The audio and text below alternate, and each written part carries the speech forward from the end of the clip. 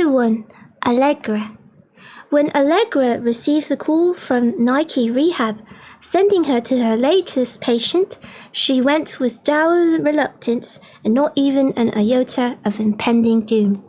Had the fates been kind to her, they'd have allowed her a tiny premonition, maybe even a palpitation or two, or at the very least a tiny butterfly's flutter.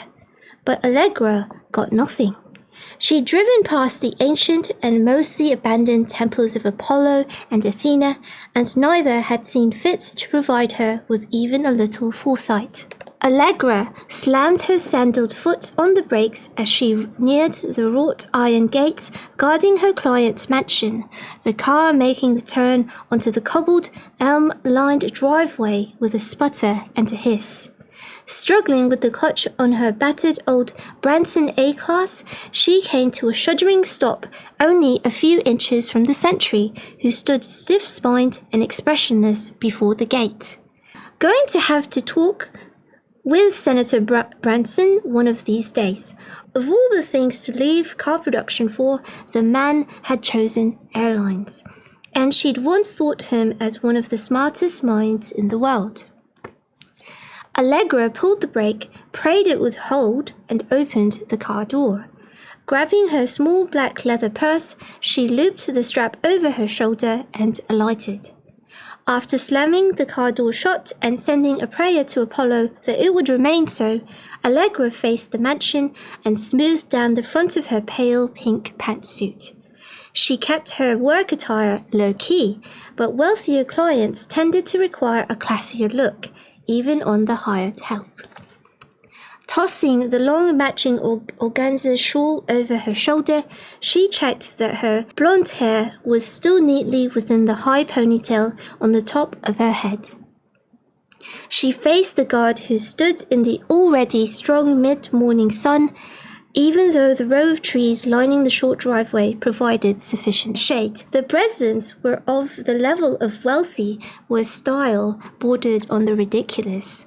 The latest craze among those blessed with money was how staff dressed and treated as slaves had been in ancient times. When Allegra had read the article on the electro-web, she'd sworn the world was going mad. Slavery had been abolished centuries ago, and today the wealthy were bringing it back, even if they were just pretending. Allegra tilted her head to look up at the polished ebony abs of the sentry.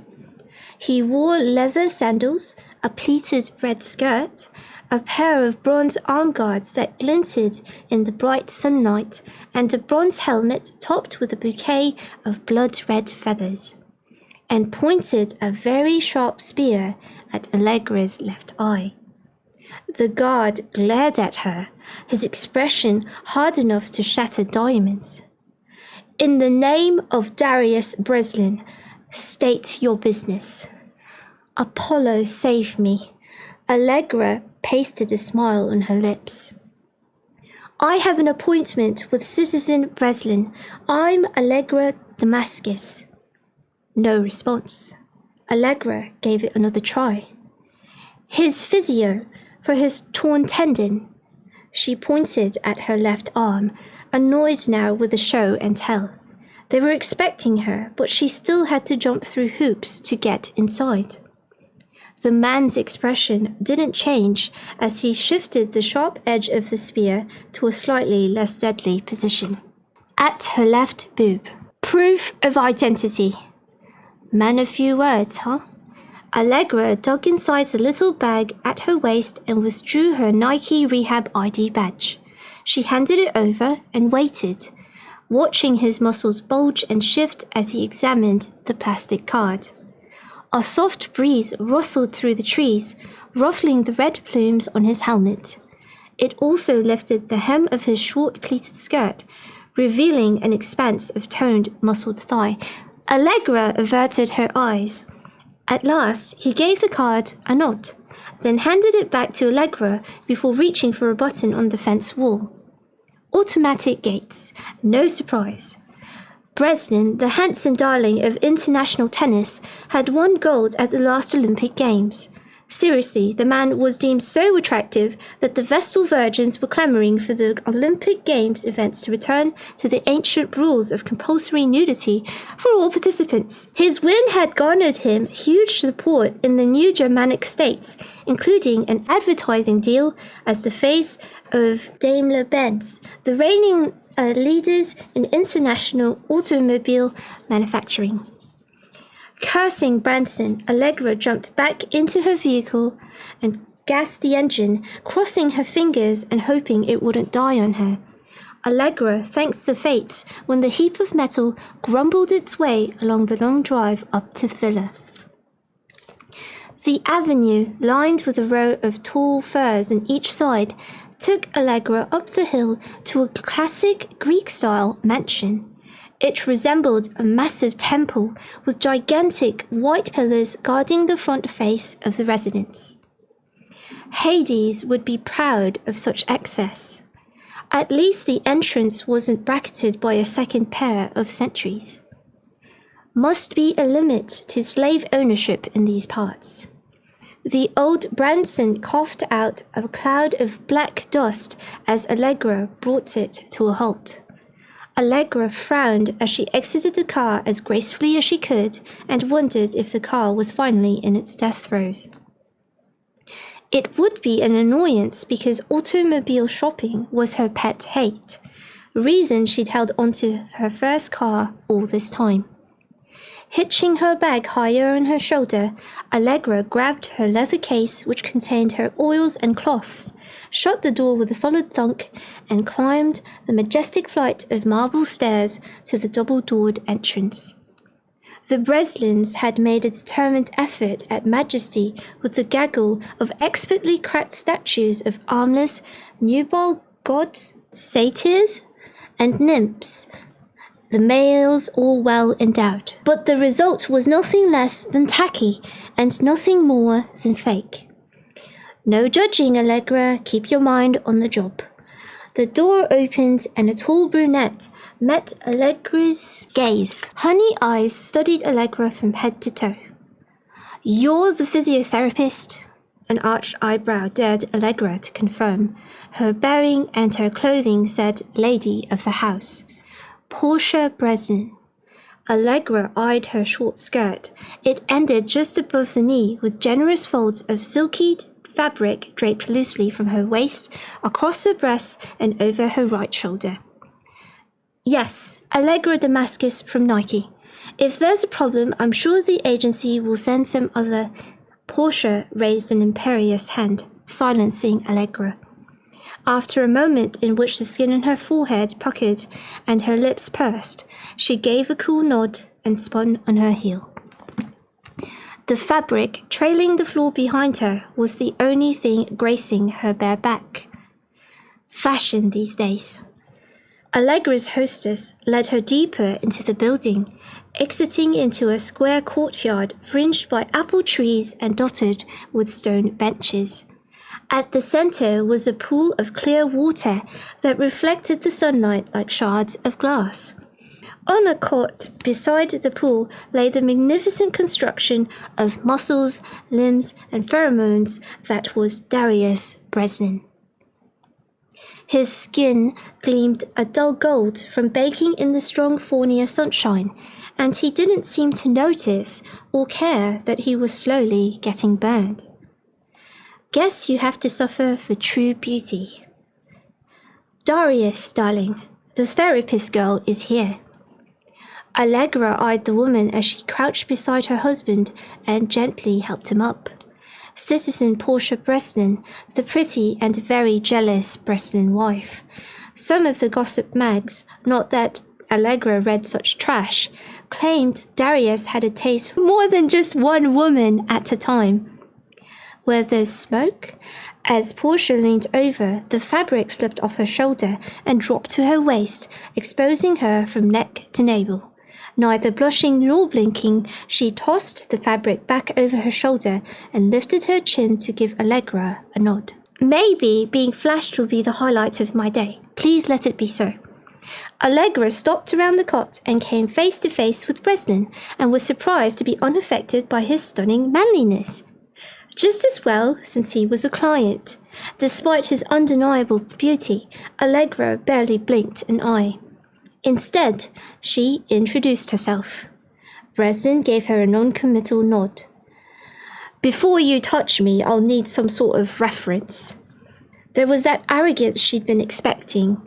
Stardom gone to his head just like Hercules. The Nike agency is very diligent in vetting their therapists. Breslin lifted a hand into the air, mimicking his wife's earlier movement. Who have you worked with? At Allegra's puzzled look, he sighed and spoke very slowly. Anyone that I may know, that I can ring up and confirm with? Allegra swallowed the profanity that threatened to spill from her lips, prayed for the strength of a minotaur, and said, Of course, there's Ronnie DeLuca, the baseball player, the one who coaches the Nova Roma Tigers. Allegra nodded. Allegra's clientele was mostly the rich and the elite, an unusual achievement for someone so young. Fortunately, her very first client after she'd completed her training had been Olympic sprinter Adnan Suleiman, son of a friend and her late father's. Suleiman had taken gold in the 500 meters at the Olympics that year, and his win had launched Allegra's career. Demand for her services had skyrocketed, with the who's and who's in sports and movie industries asking specifically for her. Ronnie DeLuca had been one of them. Allegra disliked name-dropping, but she had to get this job done and get out of here. Who knew what else these people were into? Breslin seemed satisfied, his eyes grazing over her chest and hips in appreciation despite his wife's proximity. You may begin. Squelching a sigh of relief, Allegra said, Where would be the best place to perform the therapy? She glanced around the courtyard looking for somewhere in the shade. We should be out of the sun. I don't want you to get dehydrated. He's been drinking water, Portia commented coldly, and you will start when we've verified with Ronnie. Portia. All he uttered was that one word, and Portia turned on her heel and hurried off. Seconds later, 4 attendants, pretend slaves, entered the courtyard holding the 4 poles of a makeshift tent, shade offered by an elaborate hand-woven tapestried carpet. Was this a thing, or was Portia smarter than she looked? The 4 slaves, 2 men and 2 women, all wearing nothing more than a pleated silk shirt which hung low on their hips, secured the tent. Then the men left while the 2 women took up positions at each side of the cot, awaiting their master's needs. Allegra avoided looking at the 2 topless women and said, Citizen Breslin, I'm going to need you to lie on your back. As he resettled himself, Allegra dropped her purse inside the cot and turned to her case to snap open the lid. She withdrew a bottle from the rows of herbal rubs, cold-pressed olive oil infused with cloves. She didn't think his sun-baked skin would handle anything stronger. First, I'll manipulate the muscle a little to gauge the tension and inflammation. It shouldn't hurt, but let me know if it does. With the cot so low, Allegra was forced to kneel, placing herself gingerly on the roughly hewn terracotta tiles. Movement at her side announced the return of the jealous wife, and the woman's cold silence confirmed she'd made her telephone calls. If she only knew that her precious husband did nothing for Allegra's libido. As the wife and slaves watched, Allegra reached out to place her hands onto Breslin's shoulder joint, studying the swollen muscle and reddened skin. The agency had advised his condition when she'd received the job, a partial tear. Rehab should get him back to normal as long as he behaved sensibly and followed his doctor's instructions to the letter. Based on the available evidence, Allegra expected nothing of the sort. She placed her hands on his shoulder, palpating the muscle and concentrating on the feel of tissue beneath his skin. She'd planned on running him through a series of low-key exercises to ease him slowly into the rehabilitation process. But the moment she touched Breslin, her vision shifted. The light changed, searing sunlight replaced by a dull moon shaded by inky clouds. The pool sat half-filled and was covered in green slime, and the courtyard lay deathly still. Before her lay Breslin, but this time there was no cot. His lips were parched and bruised, blood caking small cuts where he'd broken the fragile skin. "Citizen Breslin," she gasped, unsure of what had just happened. "What's wrong? Are you okay?" A voice echoed in her ear like something from a dream. "What's the matter with you?" The voice was indignant and irritated, but in her vision Breslin had barely opened his mouth. She drew closer. "How can I help you?" she asked again, but he didn't seem to hear her. And yet he answered, "Water." The word crackled from his throat, the sound hoarse and pained. His skin was flushed, droplets of perspiration covering his forehead and bare chest. She frowned. "You have a fever. What happened?" "Help," he called again, but even Allegra could hear his energy fading, his resolve dissipating. He turned his head to look at her, his eyes glazing over slowly until she knew he was dead. And he died staring at something beyond her shoulder. Allegra shifted around and let out a cry of horror. Someone tugged her shoulder, hard enough that the vision disappeared and the sun shone in her eyes. She was lying on the ground, both the Breslins glaring at her in annoyance, the two slaves curious enough to break the rules by openly gaping and tittering. Allegra pushed herself into a sitting position and put her hand to the back of her head. "What happened?" "You hit your head on the stone," said Portia unsympathetically. "When you had your vision, Breslin. It was more like a fit." Breslin glared at his wife and she closed her mouth. Allegra stared up at Breslin, who looked so different from the dying man she'd seen mere moments ago. "What happened? What did you see?" He seemed to be the only one interested. Of course, Allegra had mentioned his name during the vision. She blinked, still disoriented, and then looked at the spot on the floor where he'd lain dying. "You were sick. Dying." She hesitated before saying the last word in a whisper. "Died." "What?" You were feverish, dying of thirst. You kept calling for help, but there was nobody to help you." "What is this crap, Darius? Tell her to leave." His wife's cold expression indicated she'd had enough. "Let her speak, Portia." Again the mention of her name shut her up. Allegra looked at Darius, shaking her head as he said, "Did you see the future?" Excitement edged his voice. Like most people, Sears fascinated him with the possibility of knowing his future. But Allegra didn't think he'd want to know this particular fate. "It wasn't really the future. I don't know what it was. You didn't look any different. Like it could be today or tomorrow or in the next few months." "And what did you see?" he asked again, as if the second time he'd get a different answer. "You died here alone." Breslin paled and the courtyard fell into a cold silence despite the heat of the sun. Portia scoffed, folding her arms and giving Allegra a sneering smile. "Is this some sort of prank? You a seergram or something?" Allegra looked at Portia, but she didn't have the heart to reveal what else she'd seen.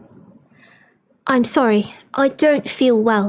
Allegra got to her feet, grabbed her bags and straightened, staring at the couple stiffly. "I have to go." She fled the house without a backward glance. For some unearthly reason, her car started on the first turn and she drove off, terrified of what she'd seen, terrified in case Breslin gave chase for more information. The sentry at the entrance opened the front gate for her, oblivious to the drama that was probably playing out inside the mansion right this minute. As Allegra turned onto the main road, she gave the house one last glance. She'd made it out in time. If she had been there any longer, Portia's bitchiness would have pushed Allegra to tell the vicious woman the truth. That Allegra had seen her death too. When she turned to look at what Breslin had been staring at the moment he died, Allegra had let out a horrified cry. Portia must have sat down on the stone bench at some point. She'd been lying on her back, hands hanging to the ground on either side of the narrow seat, with two black crows sitting on her chest, pecking out her eyeballs. Chapter 2. If Apollo were to walk up to Allegra and ask her what she'd wished for most in the world, it would be a do-over of this entire disastrous day.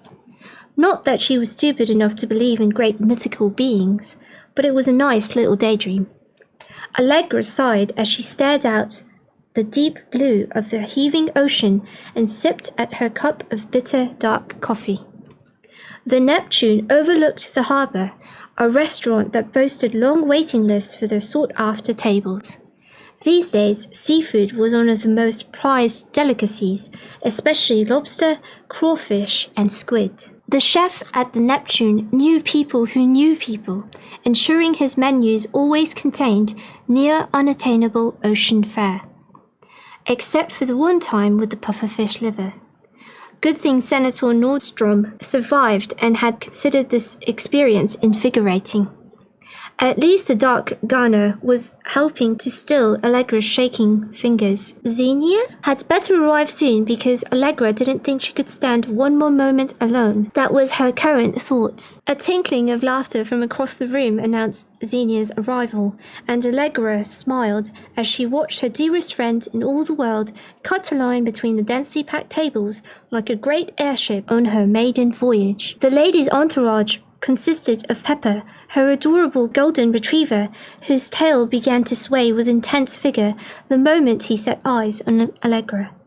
She smiled as the pair made their way toward her. Owned the room, dressed in a floor-length turquoise silk skirt with one of those weird wraparound flowy tops in which Allegra could never figure out where the arms or head went. The bright colours only enhanced her deep brown skin, which made Allegra green with envy.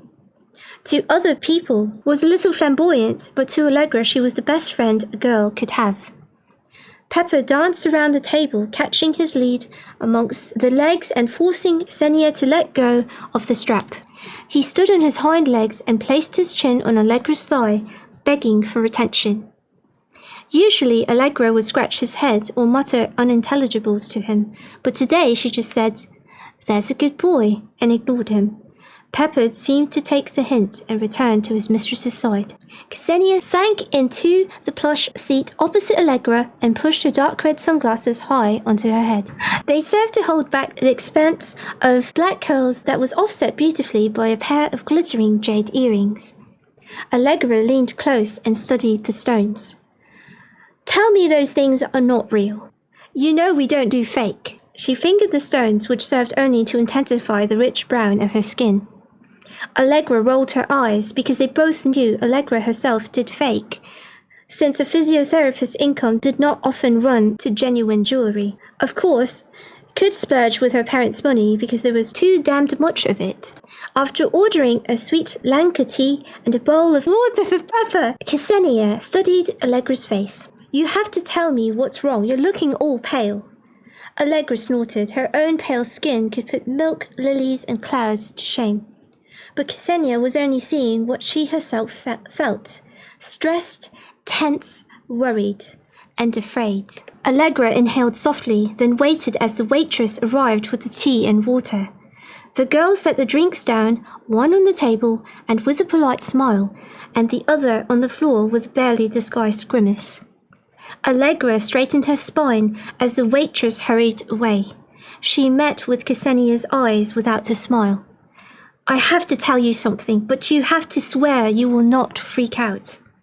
Xenia nodded solemnly. "I swear." Allegra studied her friend carefully. She could read right through her lies.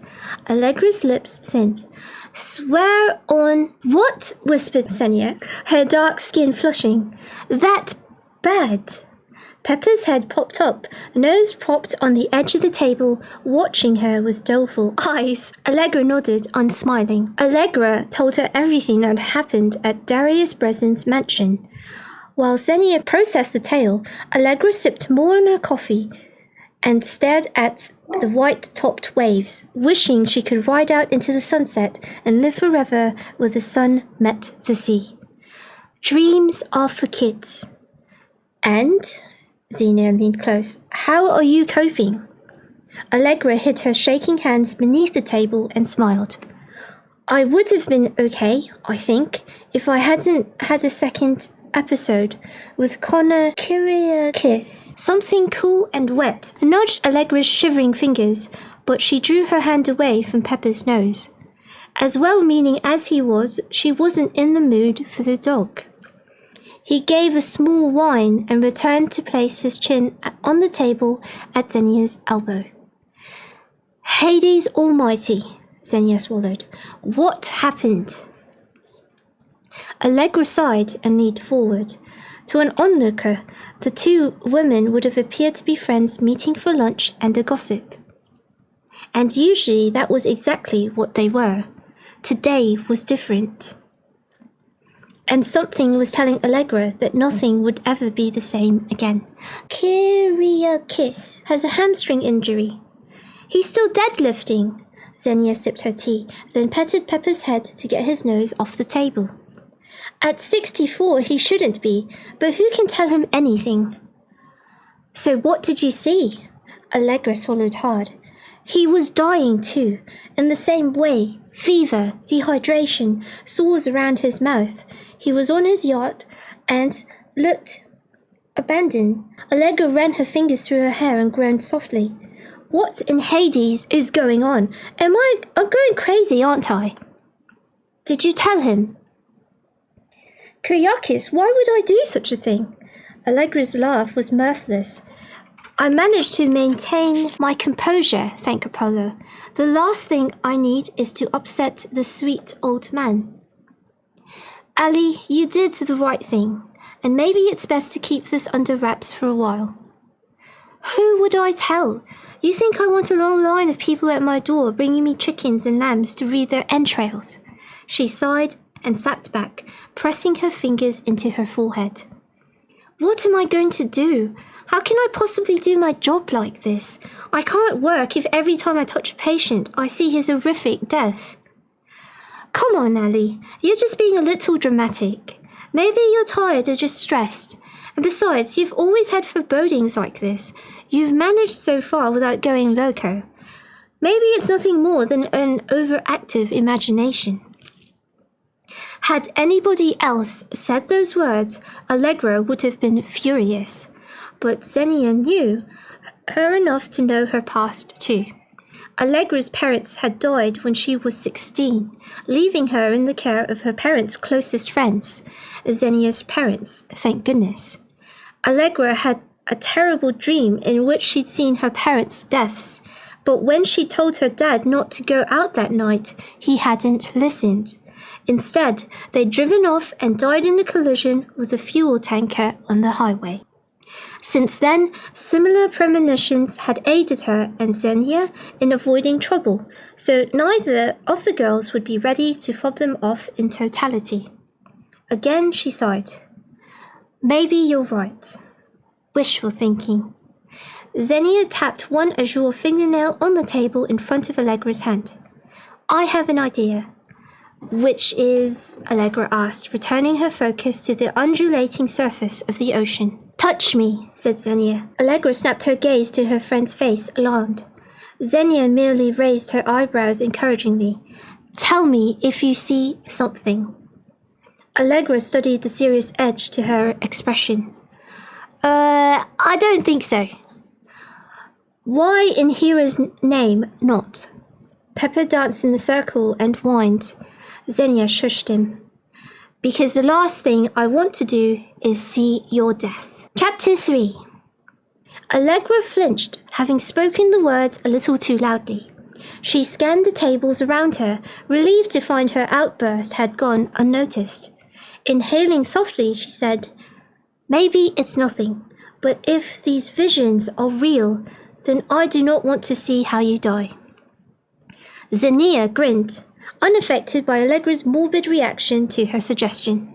She waved a hand at Allegra, dismissing her concern. Don't be so melodramatic. What's the worst that can happen? You see my death. We all have to die someday. Besides, maybe you could save me from whatever awful demise you see. She lifted her shoulder, her shrug simultaneously nonchalant and elegant. Allegra leaned forward, a little suspicious that her friend was hiding her own concern all too well. There. Zinnia was a good actress, but Allegra knew her long enough and well enough to read between the lines. The odd expression in her eyes, the almost imperceptible tightening at the side of her mouth.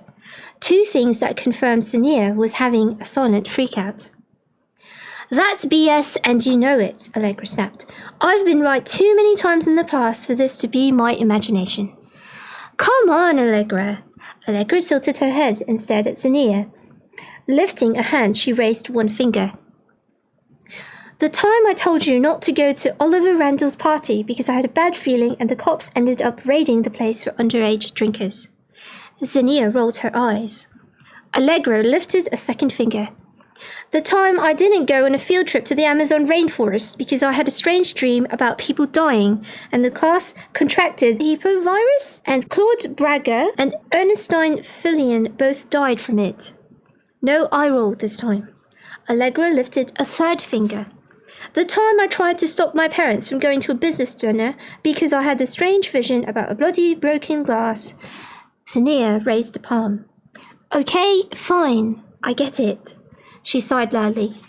But it doesn't change anything. You need to verify that whatever it is you're seeing is the real thing. Allegra had already lost the will to fight. Maybe Zinnia was right. After all, it made sense to find out on the off chance that she'd suddenly developed a seer's power. If these visions were based on some sort of reality, it would mean that those people really were about to die. And maybe, just maybe, she could warn someone. Zinnia reached across the table and took Allegra's hand. Though she instinctively jerked away, Zinnia didn't allow her to let go. It wouldn't have mattered anyway, because just a touch of Zinnia's skin sent Allegra straight into another vision. Allegra blinked hard, staring around her. Zinnia's garden, the large expanse of stunning roses and rare flowers surrounded her. A pale hand reached across the stony path before Allegra, and she moved toward it. Zinnia lay on the grass, shaded by a large plant, her face swollen, her breath coming in short bursts. Her parched lips were cracked and oozing fresh blood, and her beautiful hair was soaked with fever sweat. She was staring up at the single flower that drooped from the plant beside her. The gigantic purple bloom was larger than Allegra's head, and so dark it was almost black. And as she watched the flower dropped from the stem and floated to settle on Zinnia's chest. But Zinnia was dead before the flower landed. Allegra sighed and opened her eyes. Zinnia didn't comment on Allegra's emotional reaction. Instead, she schooled her features and asked, "What did you see?" keeping her voice calm and neutral. Allegra wasn't buying the act. She blinked away the tears and swallowed hard.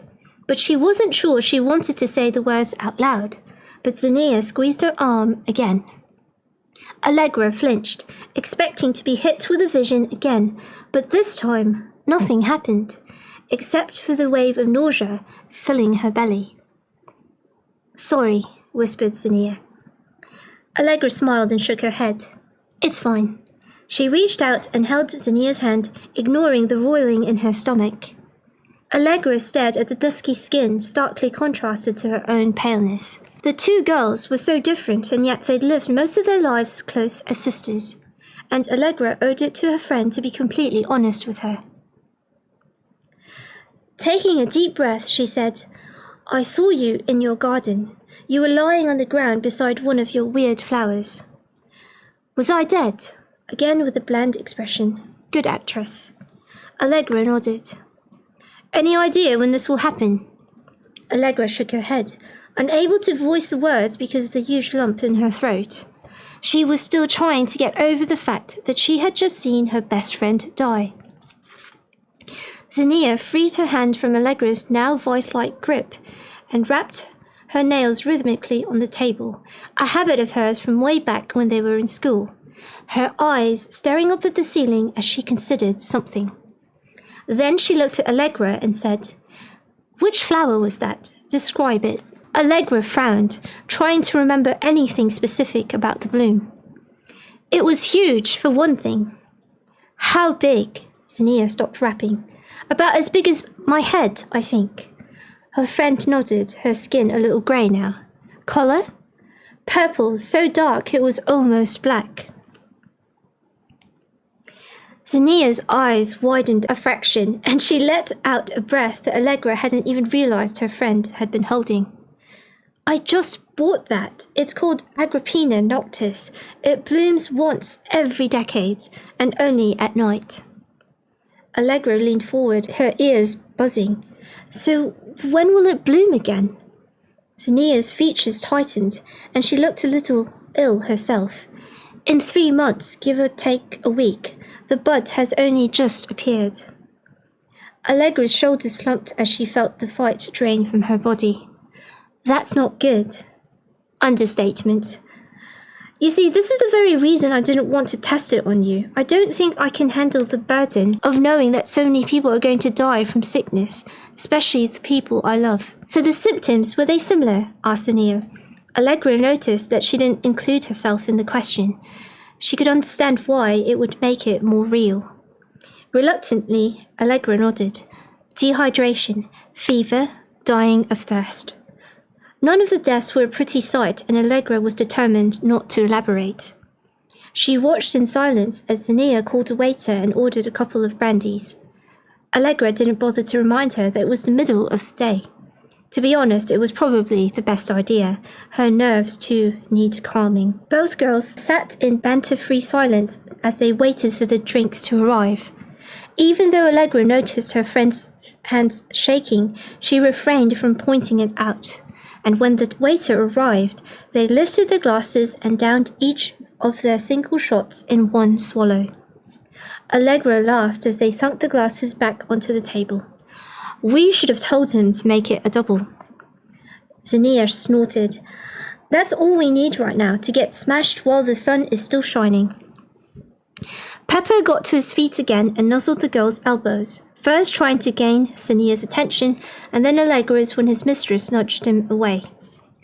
Without thinking, Allegra reached out and patted him on the head finally. The vision was unexpected, especially since she automatically assumed that this new ability applied only to humans. The handsome golden retriever limped down a deserted road flanked by storefronts with shattered windows and a scattering of tireless rusted cars. Pepper's usually rich golden coat was flea-bitten, his ribs poking painfully through his skin. Allegra recognized the area, a side road that led into the marina with the Las Suertes harbor in the distance. The waters were dark and silent, garbage and random debris floating on the oily surface.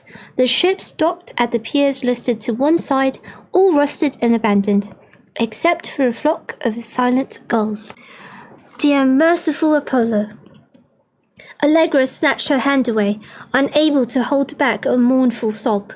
This time, a nearby couple turned to stare at her with undesirable public display of emotion. She ignored them and looked at Zinnia. "Pepper?" asked Zinnia, looking away to inspect the ocean before Allegra could answer. "He was alive," Allegra spoke softly, "but barely.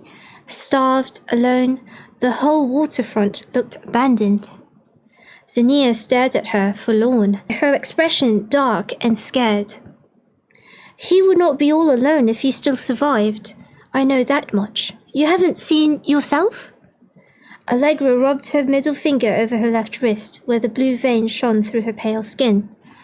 "Nothing. It doesn't seem to work like that, but being able to see it coming does not make me immune." She swallowed. Pepper looked so forlorn, but whatever happened, it didn't kill him. Zinnia's hand moved over the dog's head in a protective gesture. Small comfort when he's left hungry and alone. Allegra reached for her friend's other hand, this time uncaring if she received another vision. "It won't come to that. It'll be okay." Zinnia nodded and sniffed. giving Pepper a quick glance as he whined and looked up at her. He knew his mum's moods, and crying wasn't something Zinnia did often. Cause for concern. I know it will. You've always been able to take the correct precautions, and those who did listen to your warnings, they were safe. You just have to see what you can do to stop this from happening. Zinnia watched her face, waiting for Allegra to respond. Right? She urged. Allegra nodded, her neck muscles tight. Exactly, and usually my feelings are about stuff that happens soon, like today and tomorrow. Zinnia was nodding, making Allegra feel a little more confident. That gives me more time to find a solution. And these visions, they didn't seem like an immediate threat. And the future, it isn't written in stone, so there is hope we can do something to avoid it. Both girls fell silent, pondering the potential for failure. Allegra's stomach twinged. She didn't like the idea about that people's lives rested on the decisions she was about to make. If only the gods had not abandoned humanity. Had they still cared, Allegra would have been able to pray for help with some chance of success. Of course, a growing minority of people argued the gods had never existed in the first place. Whatever the case, humanity was on its own. There was nobody for Allegra to turn to. Yet, surely the fate of the world couldn't rest on her shoulders alone. Chapter 4. Mel. The house felt claustrophobic. Allegra was so on edge after the visions that she'd cancelled all her standing appointments and sent a message to the service to refrain from sending her any new clients. Call it cowardice, but Allegra couldn't stomach seeing anyone else die in a miserable, bloody death. Not until she figured out what she was going to do about it. Now, she sipped nervously at a cup of coffee as she sat on her deck. Dark, angry waves battled it out on the distant horizon, the shadowy black smudges marring the pure beauty of the cobalt sky. The ocean heaved and plunged, navy blue clouds skidding overhead. The view only amplified her grim mood. At last, she threw the dregs of her coffee over the railing and watched the liquid splash onto the rocks below, creamy brown hitting black jagged edges and splintering into hundreds of tiny droplets. The sight made her shiver. She felt like those droplets, torn asunder by visions that she couldn't understand, visions that made so little sense to her. Allegra spun on her heel and headed inside, depositing the cup in the sink without bothering to rinse it out. She went down the hall to her study and took a seat at her desk. Sometimes she worked there in the airy room that used to belong to her father, Alex. She filled in forms and submitted paperwork on Nike Rehab's fancy new system. Flipping the switch on the heavy base of her personal computer, Allegra waited as the machine whirred and clunked. Finally, a few minutes and a whole lot of beeps later, the square monitor revealed a dark screen and blinking white words requesting her password. Punching it in on the rectangular keyboard, she used the mouse to click the browser sign on the main screen and waited for the program to load. Allegra tapped her fingers and stared out of the window. Beyond the glass panes, the apple and orange trees in the orchard called to her. She loved walking through the trees in the mornings, sipping her coffee and checking for ripe fruit. Not today. Today, when she looked at the trees, all she could see were rotten, dying branches. Her imagination, of course. Her visions had seemed to point to human deaths only, as Pepper and all flora and fauna seemed to survive whatever scourge was eradicating the humans. The computer bleeped and she typed in words related to her visions: thirst, blood, starvation, death. The search engine brought up a range of results, and Allegra spent the next few hours skimming through them and taking notes, devoting all her free time to research. Fortunately, her modest trust fund and what little savings she'd accumulated allowed her to take some weeks off until she got to the bottom of her deadly visions. Not permanently, of course. But then, what did permanent mean at this point? What was money anyway if everyone was about to die? Allegra shook her head, wondering where that morbid thought had come from. She'd seen the deaths of a few people. That did not mean everyone was going to die. She had to know more about what was going on. But the more she researched, the less she understood. The symptoms pointed to a flu or a pox-like disease. The festering sores and boils had suggested a pox or leprosy, but none of those diseases had existed for centuries, not since the Black Plague, which had decimated the population all across the world about 500 years earlier. People had learned their lesson then, and steps had been taken to keep cities and homes cleaner, to install water filtration systems and implement sewerage control.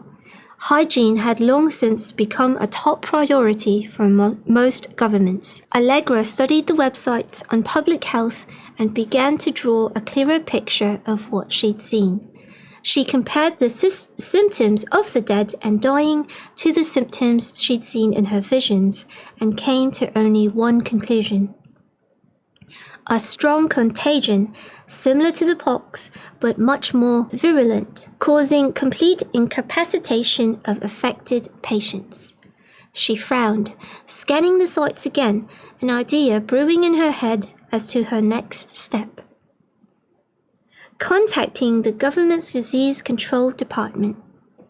A sharp, almost angry knock sounded at her front door, and Allegra instinctively jerked her hands from the keyboard.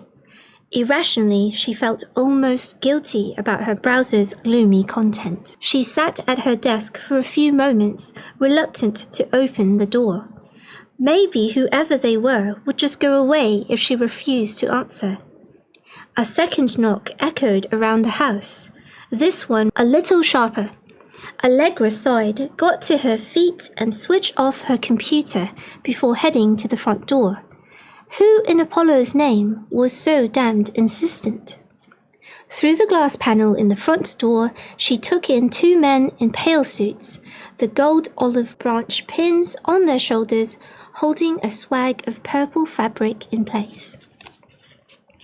Officers of the government, FAPA, Federal Agency for Paranormal Affairs. Allegra stiffened, but since she couldn't hide now that they'd likely seen her through the glass as clearly as she had seen them, she was forced to open the door.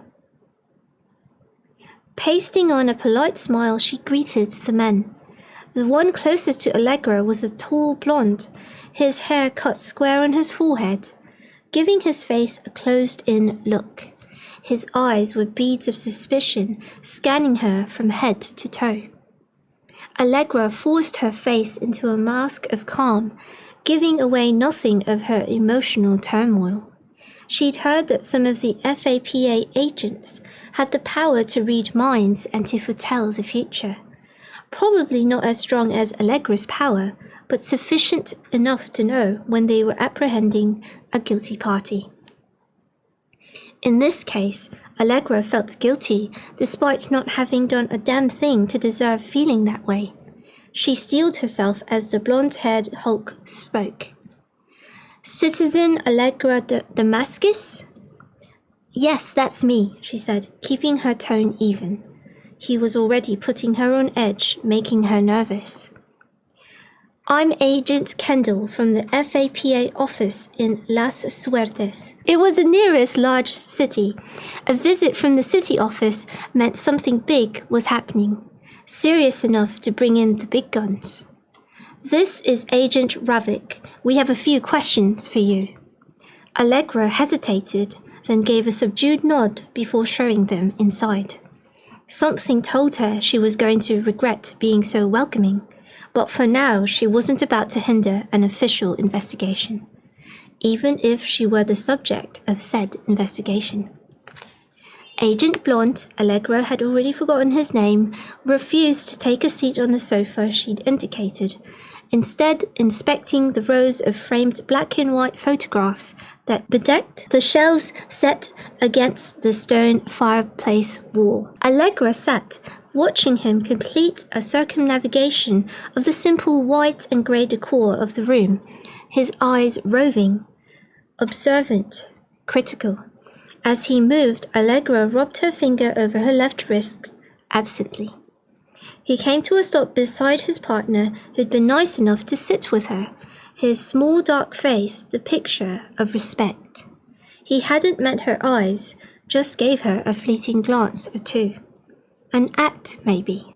Now, Blonde studied her from beneath his thick, pale eyelashes, his nose slightly tilted upward, his demeanour a little too haughty, more suited to a senator than an agent.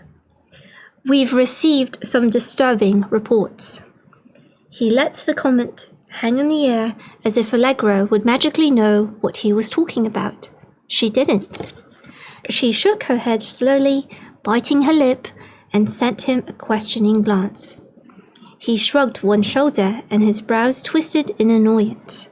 He removed a small purple notebook from his pocket, producing the book with a flourish. People have been discussing your prediction. Allegra's stomach tightened. What prediction? Word must have gotten around fast for the feds to get here so quickly. Allegra's stomach spasmed as she had to force herself to sit still. Your predictions of doom, Citizen Damascus. Why is this word so difficult? The second agent had finally deigned to speak. He too had removed his notebook and was staring down at the pages, his expression disapproving now, no longer neutral. We've been informed that you are spreading tales of impending death within the community. The citizenry are unhappy with such disturbing rumors. Who's saying these things? Asked Allegra, leaning forward toward the wide stone coffee table, although she could guess easily enough. Our source is irrelevant in this matter. What? That's ridiculous. Aren't all citizens supposed to have the right to rebut against any accuser? With effort, Allegra forced herself to retain control of her emotions and her tongue. The Bresnans know full well what happened, she said calmly. Why don't you tell us what happened? Blonde took a step closer, his expression now hard, intense, as if his life depended on her answer. Allegra lifted her chin, reluctant to go into detail about what she'd seen. Blonde took it as defiance. He stormed forward, 4 long strides that brought him right to her feet. The threatening move forced Allegra to stand. She would not remain seated while the hulking man loomed over her, beating her into submission with his shadow and his height. She looked at his face, refusing to lower her gaze as he studied her. She, in turn, studied him, assessing his strength. Muscled shoulders, well-developed thighs, large hands. There was a power to him that Allegra knew she'd be useless against if he threatened her bodily. Despite her martial arts training, or perhaps because of it, she wasn't stupid enough to assume that she'd be able to take him, especially when he appeared to be almost twice her size. Besides, even if by sheer luck she managed to take him on, there were 2 of them, and they were federal agents. Paranoid, aren't you? Agent Ravik took a breath. What we have heard so far can be construed as an attempt to scam your clients, an attempt that backfired on you. What? Allegra wasn't sure whether to be shocked or amused. Look, I would not have said anything to Bresnan except that I was so startled by such a sudden and vivid vision that I wasn't able to hide my reaction, and I have not the slightest idea whether what I saw was genuine or not. I hope it was just my vivid imagination. If only. The accusation that I wanted to scam them is totally baseless. You'd be hard-pressed to find a witness who can testify that I ever asked for money. That demand usually comes after the victims are properly frightened, Blonde observed, unimpressed by her denial. You beat it when they refuse to fall for your spiel. Allegra huffed in indignation. He was stretching the story so much that she didn't think people would actually believe him, but from the looks of his partner who was staring at her so disapprovingly, his version might actually make sense to those who had never met her. Blonde glanced at his partner, who gave him a short, tight nod. He looked at Allegra again, his attention focused squarely on her face. Your prediction of death is creating unrest and undue concern amongst the citizenry. We have tried to calm that down, but felt the need to speak to you face to face. He paused as he watched her for a few very long moments. We need to ascertain your legitimacy. Allegra folded her arms. And have you done so as yet? She asked slowly. She should be losing her patience with his smug superiority, but instead she was a bundle of nerves, her thoughts flicking back and forth from vision to vision, her mind counting down the days until this disease ran rampant and killed the people she loved. Chapter 5, Allegra. Unfortunately, yes we have, Blonde said, pulling Allegra from her self-pity. She took a few steps back, putting the single sofa between herself and his threatening bulk. He smiled. You are not a trained or licensed seer, just an opportunistic amateur. I am more certain now that this whole vision thing is a scam. I'm going to have to write up in my report that this visit resulted in a first warning. Any further prediction activity may still be considered a nuisance, but after the third warning, you will lose your license to practice physiotherapy. I doubt the Nike agency would want anything to do with someone who scams their clients, no matter how talented they are with their hands. Allegra was horrified and outraged. She swallowed hard against her fear. How dare you come into my home and accuse me of such ridiculous things? Firstly, you've been decidedly incompetent and had made up your mind before requesting my side of the story. And secondly, your accusations are all unjustified. To think you could summarily accuse me and write me up when there isn't even any proof other than what others have said or imagined. We have sufficient proof in the testimonials of several trusted sources. Blonde's voice was sharper, and now even Ravik seemed angry at Allegra for having the gall to come to her own defense. Well, you two can just go to hell. The nerve of you people barging into my home and making accusations and threats. Her voice wavered, and she knew it made it obvious that she was scared. She took a step around the sofa and walked toward the blonde agent, putting bravado in her tone as she pointed at the door and said, "Leave right now." Blonde stood his ground, though his partner rose to his feet as if to leave. But when neither man budged any further, Allegra let out a deep sigh. Without thinking, she stalked to Blonde and gave him a small shove. Nothing more than a touch of her fingers to his arm to direct him to the door. Allegra's fury fell away as the room was replaced instantly by a small enclosed space. Allegra blinked, opening her eyes slowly and staring around in shock. She sat in the passenger seat of an automobile, the vehicle dark and gloomy, lit only by a distant street lantern. Beside her sat Blonde, his head lolling to the side, his eyes staring at something beyond her shoulder. Allegra tried to look away, but the vision didn't allow her freedom of movement. Instead, she was forced to focus on Blonde, who no longer possessed the bulky shoulders and upper body physique of a bodybuilder. Instead, his limbs and torso were emaciated, the flesh no longer filling the space between skin and bone. He opened his mouth to speak, and blood-flecked saliva dribbled down the side of his chin, dripping slowly onto his pink shirt. He seemed unable to voice his words, no sound coming from his lips.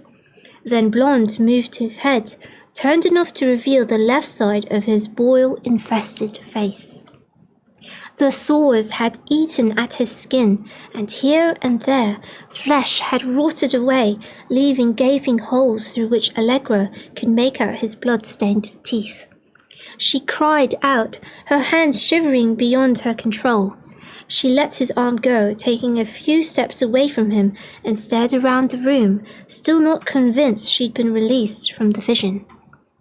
Blonde frowned and dusted off his upper arm where she had touched him, as if she was contaminated. "What in Hades' name?" he said sharply. Allegra backed away, shock filtering through her body, rendering her legs numb. Her breath left her lips in shallow puffs, and the room began to tilt precariously. Convinced she was going to fall, she reached for the back of the nearest sofa. "What happened?" Allegra shook her head, reluctant to say anything to him of what she'd seen. It would only cause further problems. "What did you see?" His tone was insistent now. Allegra shook her head and inhaled, the sound harsh in her throat. "It shouldn't matter anyway. You said I was a charlatan?" She gave a bitter smile. His jaw tightened and he glared at her. Faced with his ire, Allegra forced her voice not to shake. "What I saw isn't something people want to hear." His eyes widened. When faced with the possibility of someone seeing into your future, people tend to see things differently, or so Allegra hoped. He didn't respond, but his expression said she was out of choices. She had to speak. "You were dying.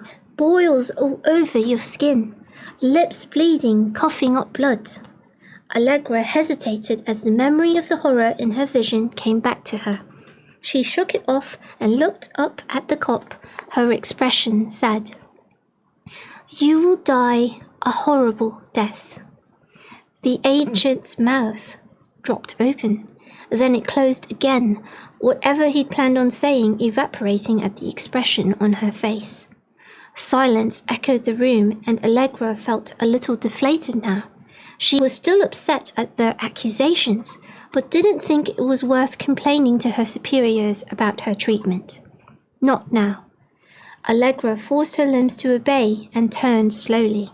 She walked to her front door and opened it with a tug, her hands still shaking. She waited there, still and unmoving, until the two agents walked reluctantly toward her. "I'd like you to leave, please," she said, tired from the vision, tired of the haunting memories of all the things she'd seen in the last few days. They exchanged a doubtful glance, a silent consideration of what to do next in light of her horrific prediction.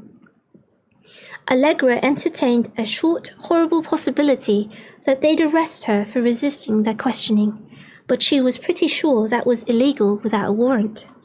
Besides, they both looked far too unnerved. Whatever passed between them, Allegra would never know. Then they walked past her, both men pasting on practiced, formal smiles, pausing only long enough on the threshold for Blonde to say, "You will have no more trouble with us as long as you stop with your scam. We don't suffer charlatans in our jurisdiction." The power of his threat was lost as his voice shook uncertainly.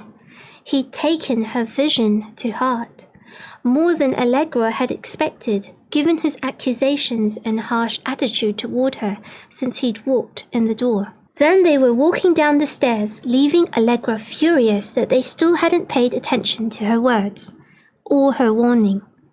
Fear tainted Allegra's thoughts, and a bubble of nausea rose within her as she slammed the door, bolted it, and walked to the living room on unsteady legs. Blood rushed through Allegra's head, her emotions a maelstrom of worry and helplessness. Feeling the need to cool off, in more than just a metaphorical sense, she hurried upstairs to her bedroom, and dragged off her clothing, not caring that she sent her skirt flying into a corner. Right now, a swim seemed to be in order. Water always made her feel better, so maybe it would calm her down. Allegra rummaged in the closet for her bathing dress. Justifying its astronomical price, it definitely ticked the beautiful box. Drape fabric that repelled water, wrapping their way around her curves. It ended in an irregular hem, gauzy half-skirt that reached one knee and left the other bare. She'd chosen the swimsuit in opposition to the new fashion touted by the popular Vestal Virgins. There was nothing virginal about the Vestal Virgins, from the way they partied to the men they spent time with. Despite their questionable morals, it seemed too many girls wanted to be like them, and too many men wanted to be with them. Vestal Virgins, indeed. They'd been touting the ultra-revealing swimwear range of a popular designer, but Allegra and Ksenia, my favourite word, Ksenia, had refused to follow in their wake. Not that she ever did anything because it happened to be popular or touted by the press. Allegra had never aspired to easy popularity or to follow the latest fad. Perhaps it was because she'd grown up on the edges of society.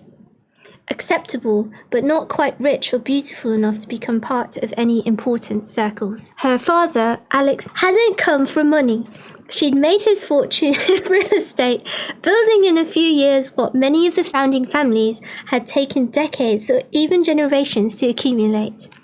Still, as successful as he had been, he'd never been welcomed into the fold.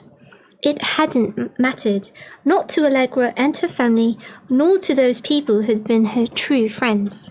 Allegra grabbed a towel and headed outside. Her private balcony led one flight down to a marble patio, which in turn opened up to the teal-blue waters of the main swimming pool. She'd always loved the pool and had felt it quite stunning, especially as it often matched the blue of the heaving ocean beyond it. The pool had been Allegra's only extravagance after both her parents had died. Built like the ancient baths, it was tiled with pure white, gold-veined marble, its interior painted a deep teal. Allegra dropped her towel on a lounger and strode straight to the edge. Without missing a beat, she propelled off the edge of the pool using her toes, launched into the air and curved into a swan dive, neatly slicing through the surface of the water with barely a splash. The water swallowed her whole, taking her deeper into its womb, safe and secure. Water had always felt the safest place in her world. Beneath the surface was silence and peace, more so now that she felt bombarded by everything around her. The visions were a persecution that she wasn't sure she could endure. Not long enough to learn how to handle them and still remain sane. She sank lower, almost sitting on the bottom of the pool, staring up at the surface above, her hair spreading around her head like a golden halo. The water caught the sunlight and sparkled as if she was floating inside a universe of suns. Heavenly peace at last. Calm cocooned her body and mind. She so loved the depths of the pool that over the years she trained herself to hold her breath longer and longer, enabling her to remain submerged for extended periods of time. Just as she was beginning to enjoy the serenity, the sound of whispering shattered her peaceful calm. Allegra straightened, the shock making her lungs tighten. She scanned the pool around her, but she was still the only occupant. But there again, she heard the whispers, like 1,000 voices all vying to be heard. And then one sentence grew clearer. It all depends on you. It seemed to call desperately to her from within the maelstrom of chattering voices. It all depends on you, daughter. Persevere, child. The voice was clearer now, almost familiar. Excitement rippled through Allegra, and she felt that when she turned around, she'd see the owner of that voice. She spun in the water, swiping her hair away as it floated against her face. But still the pool remained as empty as it had been when she'd last checked it. Clear, sparkling water occupied only by Allegra herself. And the voice echoed in her ears. Do not fail. Do not let them discourage you, child. Stay the path. It all depends on you. Allegra shook her head, her lungs tightening as air escaped without being replaced. But she wasn't ready to exit the water. Not yet, not until she figured out what this voice meant. But even as she spun around in search of the speaker, even as she strained to hear the woman speak again, Allegra knew the voice had gone. Her lungs tightened, and at last Allegra was forced to give up her weight. She kicked to the surface, breaking through in frantic splash. She gulped in air, filled her lungs, then sank deeper into the water again. But though she waited as long as she could, she heard nothing else. Not even the strange scratching whispers. At last, Allegra accepted the voice was gone, and rose to the surface despondently. She'd had such a sense of knowing when she'd heard the voice that she'd desperately want to see the speaker, and as illogical as it sounded, given that she'd been submerged, to talk to her. She wiped water from her eyes, then swam to the edge of the pool facing the ocean and propped her elbows onto the side, aware for the first time how chilled her skin was. The intense blue of the sky had turned dull, the dark clouds now scudded overhead. The weather seemed to reflect Allegra's inner turmoil. The warm stone of the pool's edge sent heat deep into her skin, and Allegra sighed. From her position, she could see the wide expanse of the sea, and a narrow stretch of beach below the cliff top on which her parents had built their home. But none of that beauty had any effect on Allegra. All her mind could wrestle with was that voice. Who was the speaker? What could the message mean? Coming so close on the heels of the terrible visions she'd been having, the voice made Allegra afraid now instead of comforted. She had the most awful sense that from here on out, things were just going to get worse. Chapter 6. The title is Max. Knowledge is often its own special kind of torture. Sitting at his desk, Maximus Vissarion clenched his fingers into fists, the tendons in his hands tightening dangerously. Frustration wasn't going to help the situation, but at least it gave Max's restless energy an outlet. Just enough to redirect the feeling of utter helplessness. With the body of the Pythia Aurelia barely cold, the state's governing council was in an uproar, at a loss as what to do about the prospect of the world's impending doom.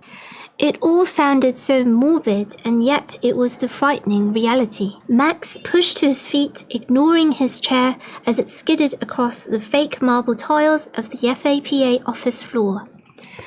His movement drew the attention of a couple of his subordinates who turned to watch through the open doorway for his instruction. He got to his feet, headed out of his office, and curled his finger, beckoning the entire team to follow him. This kind of information was best shared in private. He'd received the okay from his superiors to bring his team up to speed, but the situation was so precarious that they had to take precautions to avoid a countrywide panic. Inside the meeting room, Max headed to the shallow platform and sat on one of the pairs of seats. He'd always hated the low throne-like chairs that resembled the old Roman Caesar's stools, but tradition was sacrosanct within the agency, so Max had little choice. Unlike the boardrooms of more senior FAPA officials, Max's meeting room possessed no table. He'd always felt like less official rooms like this helped to foster discussion and cooperation. So far, it had worked. The rest of the team took seats on stone benches lining the walls, and Max studied them with a critical eye. Probably a good thing full togas weren't required here, although the swag of purple fabric over every left shoulder was showy enough. Max raised a hand, a gesture that immediately settled the team. They all looked at him expectantly. As serious as the situation was, the urge to laugh almost got the better of him. He didn't think his team was expecting the kind of news he was about to deliver. Max cleared his throat. I have some bad news for you. I want to warn you, though, everything I say within this room is top secret, and let me assure you that anyone who causes panic will be severely disciplined. As if that matters, considering we'll all be dead soon. He got to his feet and focused on the worried expressions of his team. I've just come from a council meeting. According to multiple and reliable predictions, we have a major epidemic coming. We've been conducting tests all around the world, hoping to identify the source, but as yet there has been no sign of its origins. Unfortunately, none of the seers were powerful enough to provide us with as specific information as we could have obtained from a Pythia. Max began to pace as he spoke, his restless feet refusing to allow him to stand still. His words seemed to have sucked out the air in the room, and he wanted to inhale deeply to rid himself of the suffocating feeling. But he refused to show his team how affected he was. Agents in Max's senior position were meant to be resilient, unaffected by catastrophe and tragedy. He cleared his throat. All testing in the new Germanic states has come up negative, at least as far as we know. But this threat is so dire that I believe it would be in everyone's best interest to share what information they have. Max slowed his pacing to face his team. Not everyone agrees with my view. The situation as it stands is one filled with theory and rhetoric, as well as suspicion. The Code 8 states, because of their germ warfare and biological research status, all suspect each other. The only good thing is they've agreed to suspend all experimentation and production of artificial viruses and germs for the next 5 years. But even so, it doesn't change what's happening right now. Max studied the now somber faces of his team. They weren't liking his news. No surprise there. A few raised their hands, but Max sighed. I know this is hard to take in, but let me get through the whole thing and then I'll answer questions. He went back to his seat, but sitting felt too much like he was doing nothing.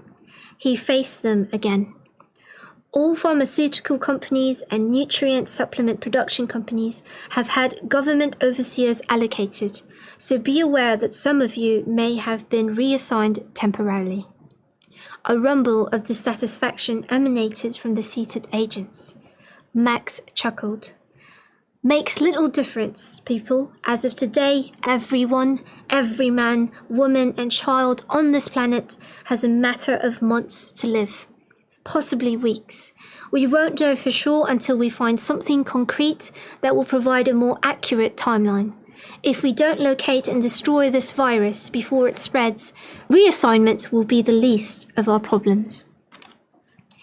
Max waved a hand, opening the floor to questions only because he knew his team would be filled with them, and he could pass the rest of the details out to a little at a time. Probably easier for them to absorb the bad news that way. Gerard Bax got to his feet. Why are we not letting the general public know? Max shook his head. General Aulus thinks it would cause chaos, and I have to agree with him. Not even the senators have been told. This has to be kept within FAPA and a few other agencies who know to keep their mouths shut. Flavius Lex, Max's senior locator, frowned. The government is not aware? Not even the president? Several other countries' top agencies have been briefed, and the results are not encouraging. Almost everyone in the know is abandoning their duties. A few have delved in charitable activity.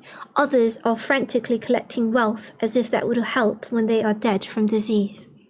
The majority, such as Senator Gallo, have taken to wine with Vestal virgins. That drew a round of sober chuckles from the team.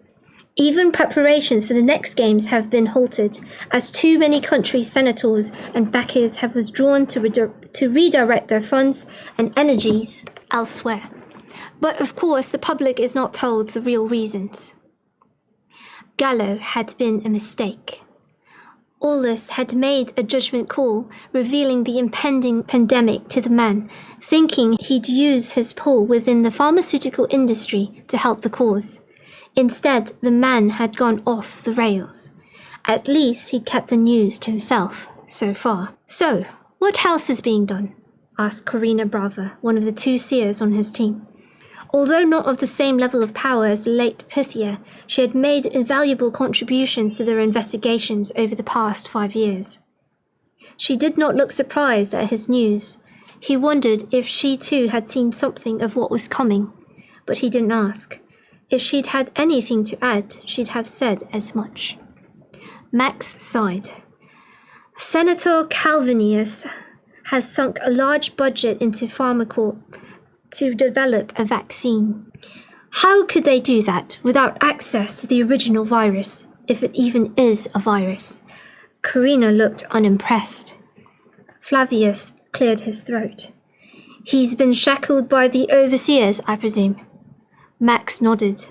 Exactly. It's more of a forlorn hope, and may do more harm than good.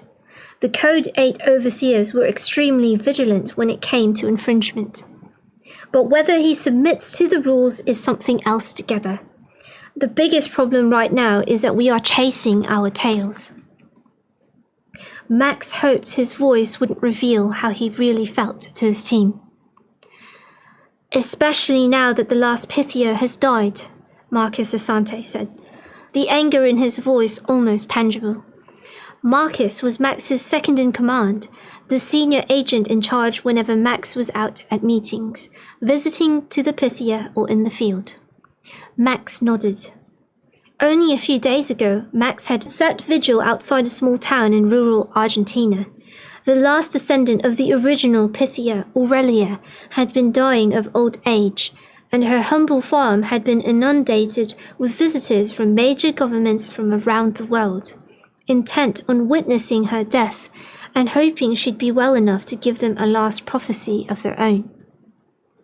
Her decline and impending passing had been kept a secret from the general public in the hopes that the international press would not descend on the home and desecrate the moment of her death. To Max, it had been emotionally taxing, knowing that a line that had lasted nearly 3 millennia would forever come to an end. From all appearances, Apollo had nothing more to say to humans. His wisdom and advice were so desperately needed, and yet he remained silent. No wonder so many people were beginning to doubt his very existence. Max sighed and faced his team. It's unfortunate that Aurelia died without giving us any further wisdom, or a clue that would help us save humanity from this new threat. We are on our own from here on out, and we need to behave responsibly with what we know. He scrutinized the faces of his team, no more assured as to their intentions as he'd been of the superiors who briefed him and few other division heads an hour ago. People were naturally frantic, which was more harmful right now than impending worldwide destruction. Remember, there is nowhere to hide, nowhere to run. As terrible as it sounds, there is no escape from this disease, so packing up your family and running for the hills isn't advisable. You may do so if you wish, but you'd only be adding to the panic when it does erupt. And it will be fruitless, for they will die anyway if we can't eradicate the disease. So we're supposed to stay and keep working only to die? Corina lifted her brow. Max nodded. Or you could run away and die. Max smiled sadly. In the end, it is your choice. But if we are able to find a cure for the disease, then rest assured you will feel the full brunt of the agency's punishment for desertion. Flavius smiled. Well, how about we hope for a cure then? I'm not sure what's worse, FAPA punishment or living in the hills with my ex-wife and our 2 brats. Everyone laughed, and the levity broke the strain of the conversation. Max disbanded the meeting and headed for his office, where he paused beside his desk to stare out the window at the green rolling hills. The trees hid villas, townhouses, and marketplaces, but the sprawling city was built with such respect to the natural surroundings that you could hardly tell how large it was. It almost looked rural. Max sank to his chair and stared at the files piled up upon his desk. As much as he'd put on a positive face for his team, the hopelessness of the situation made ordinary office work feel increasingly pointless. Let's begin with Chapter 7. Max. Aurelia's death still weighed on Maximus's soul. He'd known the Oracle well, having been the designated FAPA representative who'd visited her every few months to hear her prophecies. Her existence was both the best and the worst kept secret, with most governments and organizations knowing about her, but with the general public largely unaware of her importance or her prophecies. Her foretellings had grown garbled and incomprehensible over the last few years, so bad that on the last 2 visits, Max had returned without any actionable information.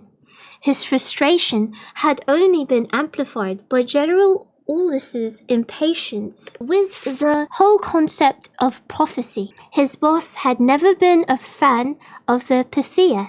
Max flipped open the first file. Wasting the last remaining days of his life on dull routine was pathetic, but he remembered his words to the team and realized he was in no position to set a bad example.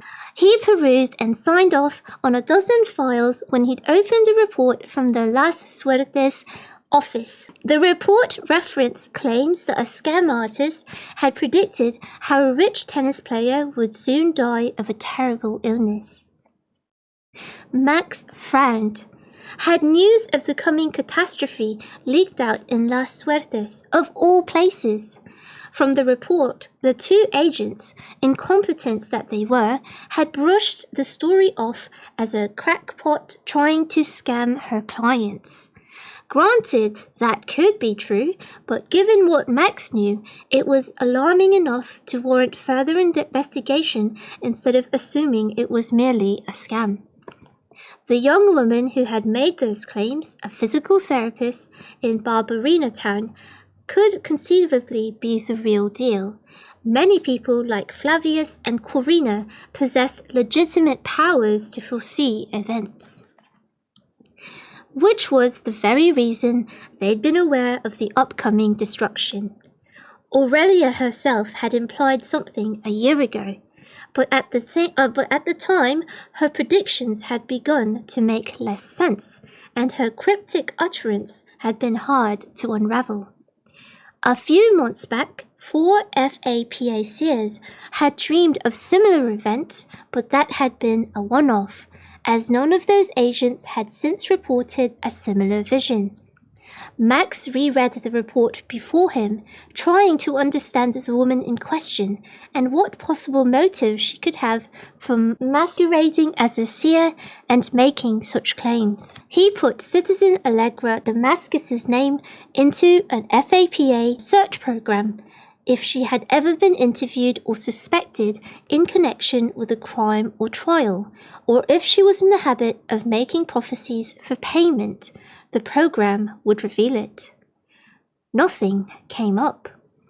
So why had the local agents jumped to the conclusion she might be a scam artist? It did not make sense. Nothing in her history implied that she was crooked, nor was there anything in her past that implied an ability for prophecy. So why had she so suddenly begun to have visions that were so terrible and dire? It was rare for seers to come into the gift in their late 20s. The power usually reared its head in the early teens and only grew stronger with age. Complete visions of a particular person's future were very rare, not at all likely for a mere beginner. He stiffened as a thought crossed his mind.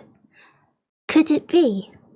Max held his breath as he counted back the days since Aurelia's death.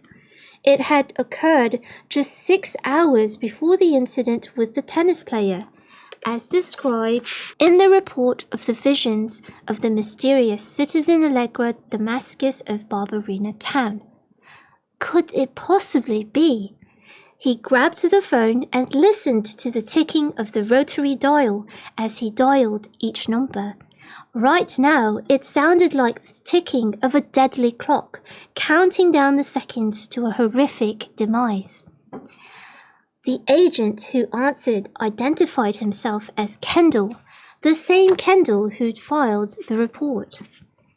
Now that Max had a moment to reread the file, he gleaned that Kendall, along with his partner Ravik, had failed to take the woman seriously at all. Hadn't even bothered to write up her version of the events. After a quick discussion, Max put the phone down in disgust. The local agents had completely mishandled this new seer. In light of this experience, she'd hardly be inclined to help FAPA or the government now. The case file also confirmed that the woman had a vision while the two agents had visited. But Kendall had insisted the vision had been a ploy, a scam to get rid of him and his partner. His report had been restrained, but had been clear enough in his contempt of the woman. Contempt or fear? Max shook his head. Often people did things when afraid that made absolutely no sense in the clear light of day. He leaned back against the soft cushion of his chair, peering out the door to where his deputy sat. "Marcus, you have a minute?" Marcus lifted his dark head, his short dreadlocks swaying slightly as he got to his feet, hurried into Max's office, and closed the door. Marcus Asante, if he were a girl, would be called prim and proper. His clothes were perfectly folded, gathered or pleated, the colours of his garments well matched and never clashing with the garish purple of the FAPA shoulder swag. His hair, always rich and glossy, looked good even in the dreadlock style he loved, which could sometimes so easily end up looking like a cross between a bird's nest and a tangled nest of vipers. Max knew because he'd worn the style for himself in his wild youth before finally giving it up when he'd taken his new position in charge of the FAPA Capital Division. Marcus sat on the edge of Max's desk, peering at the file and accompanying paperwork, his manner no different than at any other time, despite having just learned of the threatening plague. He possessed a cool nerve as well as brains, and the man was astute, a quality Max appreciated in a second-in-command. Moreover, Marcus was a talented investigator. Max would have been hard-pressed to find anyone better suited to take on as deputy. "What's up?" Marcus asked in an easy tone. "I have a case in Las Suertes. I'm thinking of going in person to check it out." "Sensitive case, in a manner of speaking." Max slid the file over to Marcus and used his cobra-shaped scroll opener to point at the line that indicated Allegra's visions. Marcus grunted, took the file, and skimmed the contents. Done, he closed it and met Max's eyes. "I know where you're going with this." Max nodded. "You usually do." Marcus smirked but ignored the comment. "I agree personal contact is advisable given the sensitivity of the situation. Recon only." Max nodded. "We can't afford to scare her off. If she's the real deal, then she herself may not know the extent of her power." Marcus shifted to stare out the window. "You're thinking she could be the new Pythia?" Max shrugged. "Given the timing, it's certainly possible. Either that or she is a powerful seer that has managed to remain under the radar all her life. Or she's a powerful seer who has only just begun to have visions." Max nodded. "That would explain how careless she's been." Agreed. According to that report, Marcus said as he pointed to the file, she's a scam artist, but from what I've read, it looks like she's merely inexperienced. No scammer worth her salt would make such visions public without having a publicity plan in place. Max laughed. Excellent point. He got to his feet and grabbed a stack of files, placing them onto Marcus's already splayed palms. While I'm gone, you can handle the bank of Hero Heist. Marcus lifted an eyebrow. Hardly as scintillating work in view of an end-of-the-world epidemic. Be careful what you wish for, warned Max, hiding a smile. Marcus was good at his job, whatever case it was, and knowing him, he'd likely have the heist case wrapped up before Max returned from Las Suertes. Give the water contamination case to Lila, and Giorgio can take the robbery at the Sicilian ambassador's villa. Marcus nodded, gathered the files, and headed for the door. On the threshold, he turned and met Max's eyes. Will you be gone long? Max shrugged. A day or two. You flying? Max shuddered. Not like I have a choice. Can't afford the delay of a road trip right now. Make sure you take your potion. Max grimaced. That stuff is poison. It's either poison or throwing up all over yourself. Not a good look for the commander of the FAPA Capital Office. Marcus grinned. With that, he disappeared, chuckling when Max flipped him off. Chapter 8. Langcourt. Lord Severus Langcourt stared out at the dull Londonian sky. The heavens hung low, pressing down on a city already darkened by greed, mistrust, and betrayal. He'd been clenching his jaw almost without realizing, and now the dull ache forced Langcourt to rotate his jaw to ease the pressure. He turned away from the rain-soaked scene and focused his stony scowl on his assistant, Charles. Roquefort was the type of sycophant that would never rise within the ranks, no matter how much he simpered. Langcourt kept him around partly because of his cowering, which in Langcourt's opinion translated neatly into supreme humble efficiency.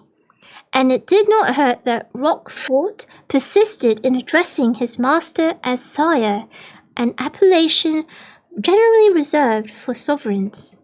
The man wore his hair in a short, straight across the forehead cut, as if he somehow believed that sporting the style of Caesar would automatically increase his standing. Langcourt inhaled sharply, making Roquefort's mouse-like nostrils twitch in response. I had thought that Aurelia's death would mean the last of the Pythia line.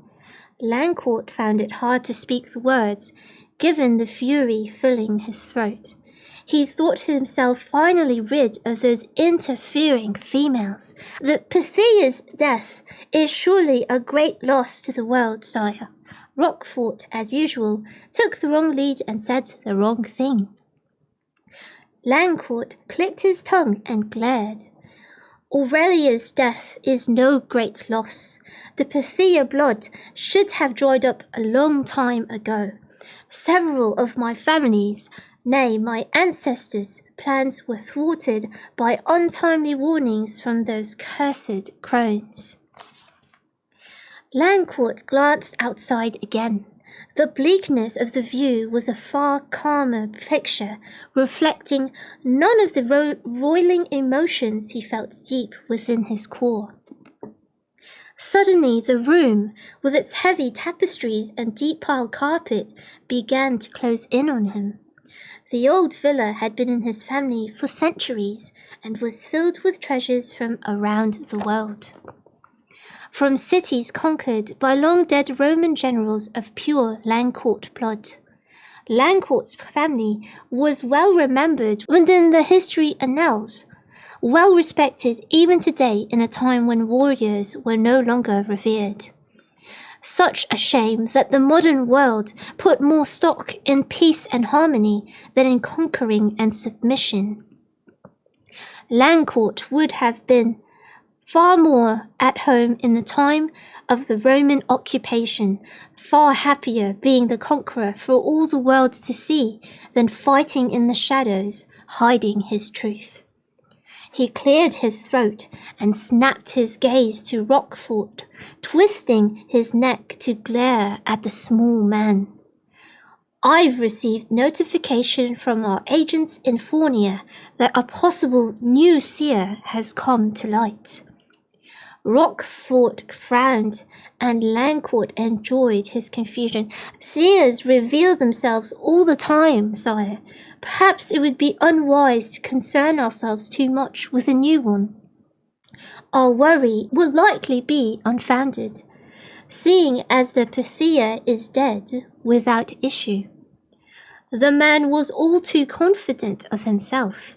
His ability to go from snivelling underling to overconfident smartmouth was annoying to say the least, which was why Landcourt enjoyed verbally beating him into submission every so often. Landcourt sneered.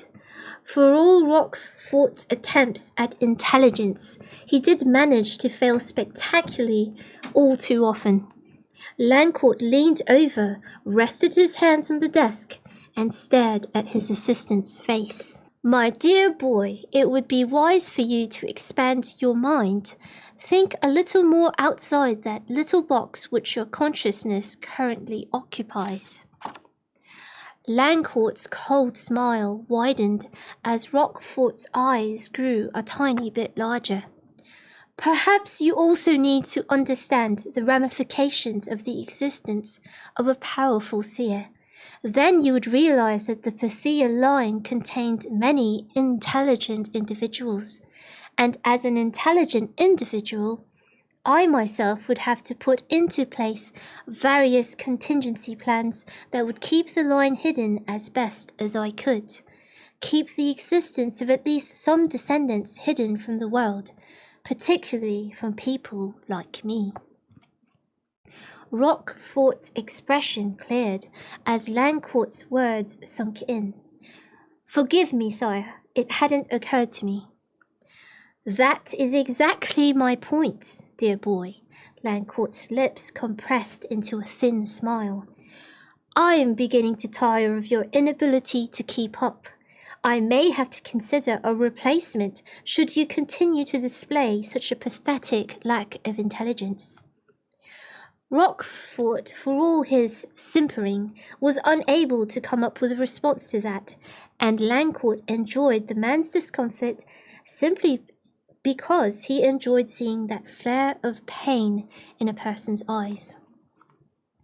He supposed Roquefort served his purpose, a living pincushion that was also useful in performing menial but necessary tasks.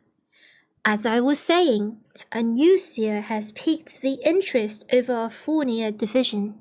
Seeing as your background can be useful to this particular case, I'd like you to investigate of the Pythia line again. See if we can get a trace on a descendant in Fournier, or anywhere else for that matter. On the mention of Roquefort's professional expertise, the man perked up, sat straighter. He was, of course, merely a lecturer, his qualification only at master's level. I suppose one must persist despite the obstacles placed in one's path. He turned to face the bleak view once more. The last Pythia lived in Relabia state for a long time, one of those benighted southern states settled by a mongrel mixture of immigrants. There is a possibility that she left behind a secret heir. She'd have hidden in the existence of the child for its safety, and for the safety of the Pythia line. Roquefort cleared his throat, and perhaps given the child a different birth name. Landcourt nodded as he watched inky blue clouds bank on the horizon. Check the timeline of when Aurelia lived in Relabia and match it up to births to anyone with the slightest connection to her. Friends, servants, employees. The gift is passed through both females and males of the Tee bloodline, but can only manifest in a woman. Behind Langcourt, the genealogist was scratching away in his notebook. That should make it easier to focus on female descendants. I expect you will be creative in your investigations. Yes, sire, I don't expect it to take too long. Langcourt sharply turned on his heel. Again, you disappoint me, Roquefort. The man startled, unsure again, and Langcourt smiled. Aurelia was not the only female who may have birthed a secret child. You will need to go further up the line, as far back as you possibly can, to identify possible heirs. I don't think you understand the scale of this investigation. Roquefort's eyes hardened for a moment. As a genealogist, he ought to know the intricacies involved in such a search, but sometimes the man displayed a severe lack of intelligence. Then Roquefort nodded, his expression a little more certain. Perhaps the challenge satisfied him, but Langcourt cared little for his assistant's justifications. He slid open a drawer in his heavy pedestal desk and removed a thick leather-bound book. Placing the book on the desk in front of Roquefort, he said, "This is a record of all known descendants of the Tee line going back 2,000 years. It's as detailed as our investigators were able to get. Until you, of course." Roquefort smiled. "I expect you will be more thorough." It wasn't a suggestion. Langcourt's tone said he expected nothing less than perfection. It would be easy and enjoyable to pound down the man's self-respect further, but Langcourt needed to leave him some sense of devotion if he was to function as expected. There was a fine line between devotion and hatred. Langcourt waited until the genealogist had finished his notations. "How long will that take?" Startled, the man's face paled, and he rose to his feet. "I'll get started on it right away, sire. I should have the preliminary results to you in 2 days at most." As he bowed and began to back out of the room, Langcourt said, "Make it 1 day." Roquefort's eyes widened with shock. Langcourt suspected that the man understood now that the difficulty of his investigation had just grown exponentially with the reduction in time frame. But he merely blinked, nodded, and bowed. "Yes, sire," he said, as he opened the door and let himself out. Langcourt seated himself in his armchair and steepled his fingers. The deep, soft cushioning of the 200-year-old chair encased his body. It had belonged to the French King Louis, when Langcourt's great-grandfather had helped raid the residence during the French Revolution. A blood stain marred the old leather beneath the left arm of the chair. King's blood. His great-grandfather hadn't had it removed, instead reveling in the fact that he'd helped spill the blood of a monarch. Even then, the Langcourt line had perfected the art of exacting submission. Nothing could stop a Langcourt from getting what he wanted, not even the gods. Chapter 9. Max. The flight to the west coast was bumpy, uncomfortable, and nauseating. Thankfully, Max had heeded Marcus's advice and downed the disgustingly bitter Melissa herb concoction he'd bought at Ria's herbal store on Antonius Avenue. He'd also taken some dittany pills to help calm his nerves in order to concentrate on his files. The long flight should have been conducive to work had he not been afflicted with air sickness every time he stepped aboard a plane. The Wright X-720 aircraft was one of the first mass-produced planes, and from all the bouncing around it did, Max was beginning to wonder if one day it would come apart in the clouds and expire from age mid-flight. Owned by FAPA, at least the plane was well stocked and furnished for work. But despite the comfortable seats and desks, Max couldn't concentrate. His mind went back to his last visit with Aurelia. Her handmaiden had delighted in making him and other attendees wait outside in the courtyard, with the hot sun beating down on his uncovered head. A handmaiden who couldn't exactly be called a maiden, considering Mara herself was all of 90 years old and more shriveled than the tray of dates she'd offered him. When at last she'd emerged, her expression had been filled with somber sadness as she'd informed them of the Pythia's death. Max had asked to have a moment with her remains, and while he'd paid his final respects, he'd expressed his deep sadness at the old woman's lack of descendants. At the time, he thought the handmaiden's sudden bark of laughter just a bitter reaction to her mistress's death, but now, with the possibility of another Pythia coming into power, Max began to wonder if that laugh had indicated she'd known something he didn't. He shook the memory off, ignoring the cold chill that settled in his chest. He'd grown fond of Aurelia, and the oracle had taken a liking to him. He wondered now what FAPA would do without her visions to help guide them.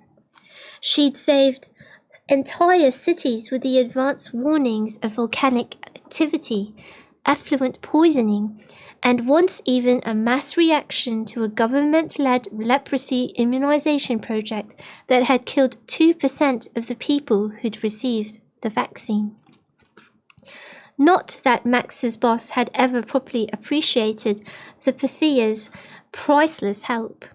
There had even been occasional grumbles about the duration and cost of Max's visits. That vaccination disaster had needed weeks of cleanup and tons of paperwork.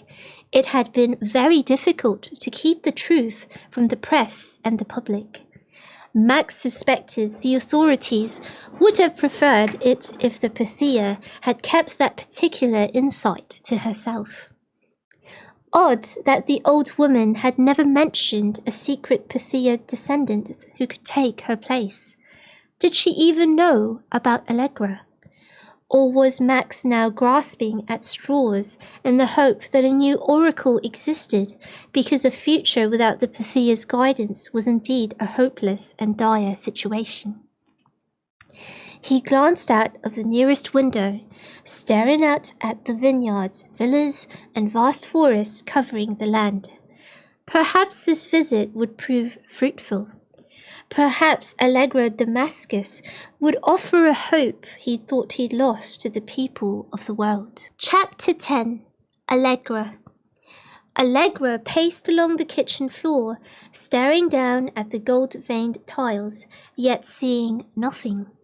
The heat of the morning was intense, and the back of a thin shirt clung to her skin.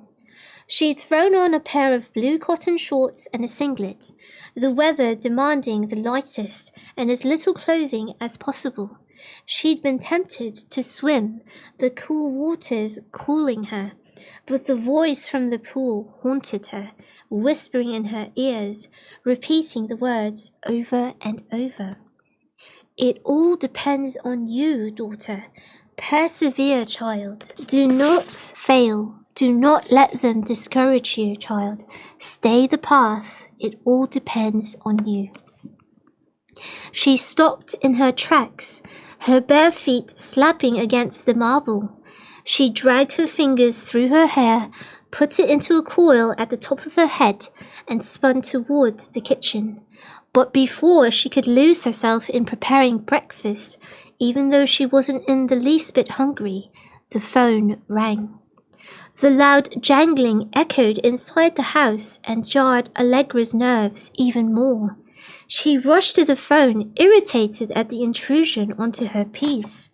Then she paused, wanting to laugh. What peace?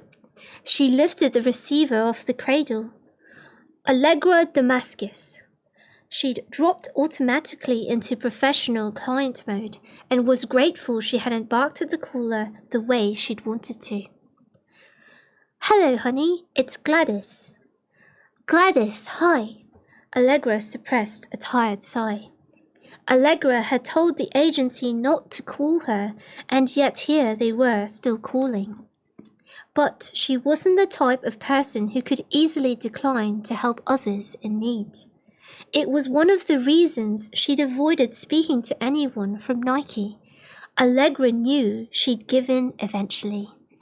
The exhaustion must have fed into her tone as Gladys said, I'm truly sorry, Allegra, but we've received a call from a particularly insistent patient. I'm really not certain what to do with him. He's relentless. Gladys spoke in a rush, her words tumbling out as if she was afraid Allegra would put the phone down on her before she finished. Not that Allegra would do such a thing. When Allegra didn't respond, Gladys continued, her voice lilting at the tiniest bit. It's a Mr. Vissarion. He wants to see you, and only you. I told him you were not taking clients at the moment, but he asked that you make an exception just this once. Can't take no for an answer. Apparently not. Allegra could picture Gladys rolling her eyes. Allegra sighed. I'm sorry, Gladys. He's just going to have to deal with it like the rest of my clients. I just can't see anyone right now. It's best if he seeks treatment elsewhere. Gladys sighed too, and Allegra felt sorry for her. I'm sorry to put you in this position, Gladys, but really, it's for the best. I have a personal emergency that I need to deal with. I have to figure this out before I can devote my full attention to our clients. I understand, honey. Gladys did sound as if she understood. Her tone was calming, soothing, something Allegra needed very badly. I'll make him understand.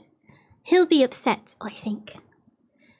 I feel bad having to refuse, Gladys, but I just can't. It's okay, honey. You just take care of yourself, said Gladys. Allegra could picture her smiling, the dimples in her rounded cheeks deepening. Allegra rang off and headed back to her computer, impatient that it was taking so long to wake up. She bit her lip as she listened to it clank and whir, the bass vibrating as the fan worked to keep its electronic innards cool. Allegra knew little about the device, just enough to be grateful she could afford one. They'd been out for a few years, constantly upgraded, new ones already outdated the moment you bought them. As clanky as they were, the latest introduction of electro-web search engines and the constantly expanding documentation and information they provided had made their bulk and ugliness worth it. Now she stared at the screen as she brought up lists of contagious diseases and began to write down symptoms in order to cross-check them yet again against her visions. An hour passed and Allegra found she couldn't concentrate any longer. She'd ended up with pages of research on diseases, lists of symptoms, coughing, sneezing, rashes, boils, skin infection, fevers, and sweats. Too bad that there was no clue to the likely geographic origins. These symptoms had occurred in combination so often on all continents that she needed to find some other line of research, if only she could think of one. Allegra's neck hurt from bending over, her fingers were cramped from writing, and her ink was about to run out on her. She wiped her quill pen on a piece of paper and rested it on its cradle before heading to wash her hands. The ink in the device had begun to leak and always stained her fingers, but it was unavoidable. She'd have loved to have used the text document on the computer, but it was inconvenient to shut the browser down each time she wanted to make a note. The new technology was impressive, but it still needed work. She wiped her hands on a kitchen towel, folded it neatly, and hung it on the handle of the oven door. Her investigation was taking too long. She'd made so little progress that she felt like tearing her hair out. A ball of frustrated energy was building inside her, slowly increasing in intensity, and Allegra was afraid that it would soon explode and she'd lose her mind. As it was, she remained afraid of touching anyone. She was so afraid that she'd entertained for a brief moment the fear that at some point touching her own body would provide a vision of her own death. Thankfully, as yet, she hadn't had that experience. She'd prefer never to see her own fate. She shuddered, pushing the thought away as she grabbed her running shoes and socks which had been sitting beside the threshold to the patio. Slipping them on, she headed out across the garden toward the rickety wooden staircase her father had erected. The stairs ran down the cliffside, providing direct access to the private beach below. A run would do her good. Chapter 11. Allegra. As soon as Allegra's toes touched the warm ground, she set off in a sprint, her feet flying as she kicked up the sand and sent it spraying behind her. Running had always helped her to think. It did well to maintain her health and her figure too, so she wasn't complaining. It was mid-afternoon. The worst of the heat was gone, but here on the beach there was always a refreshing breeze. She gulped in the sea air greedily. She felt the burn in her lungs and her calves as she ran and revelled in the heat of it. At Allegra's left, the waves crested and hit the shore, teasing her feet as they came ever closer. The wet sand would have been cool beneath her bare soles, and she wished she'd run barefooted. But this wasn't a saunter down the beach. Allegra meant business. Lost in the run, her mind was at peace, if only for a few precious minutes. The beach ended up ahead as the shore curved into a rocky headland. Allegra's beach was more a cove than anything, but the length was sufficient for a good run. At the rocky outcropping, she stopped and caught her breath, running in place as she cooled off. She extended her right foot, then bent low, feeling the warm pull of her hamstring. As she stretched the various muscles, she turned her head to look at the beach, her eyes settling on the figure of a man walking toward her. Broad-shouldered, tall and muscular, his skin glowed a rich gold. From a distance he was Heracles, striding forth with a purpose. Dressed in dark slacks, a light blue, long-sleeved shirt open at the neck, he exuded an energy that Allegra felt even from so many feet away.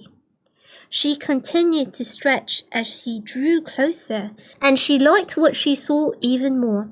Now that she could appreciate the strength of his jawline, the breadth of his shoulders, and the intensity in his grey eyes.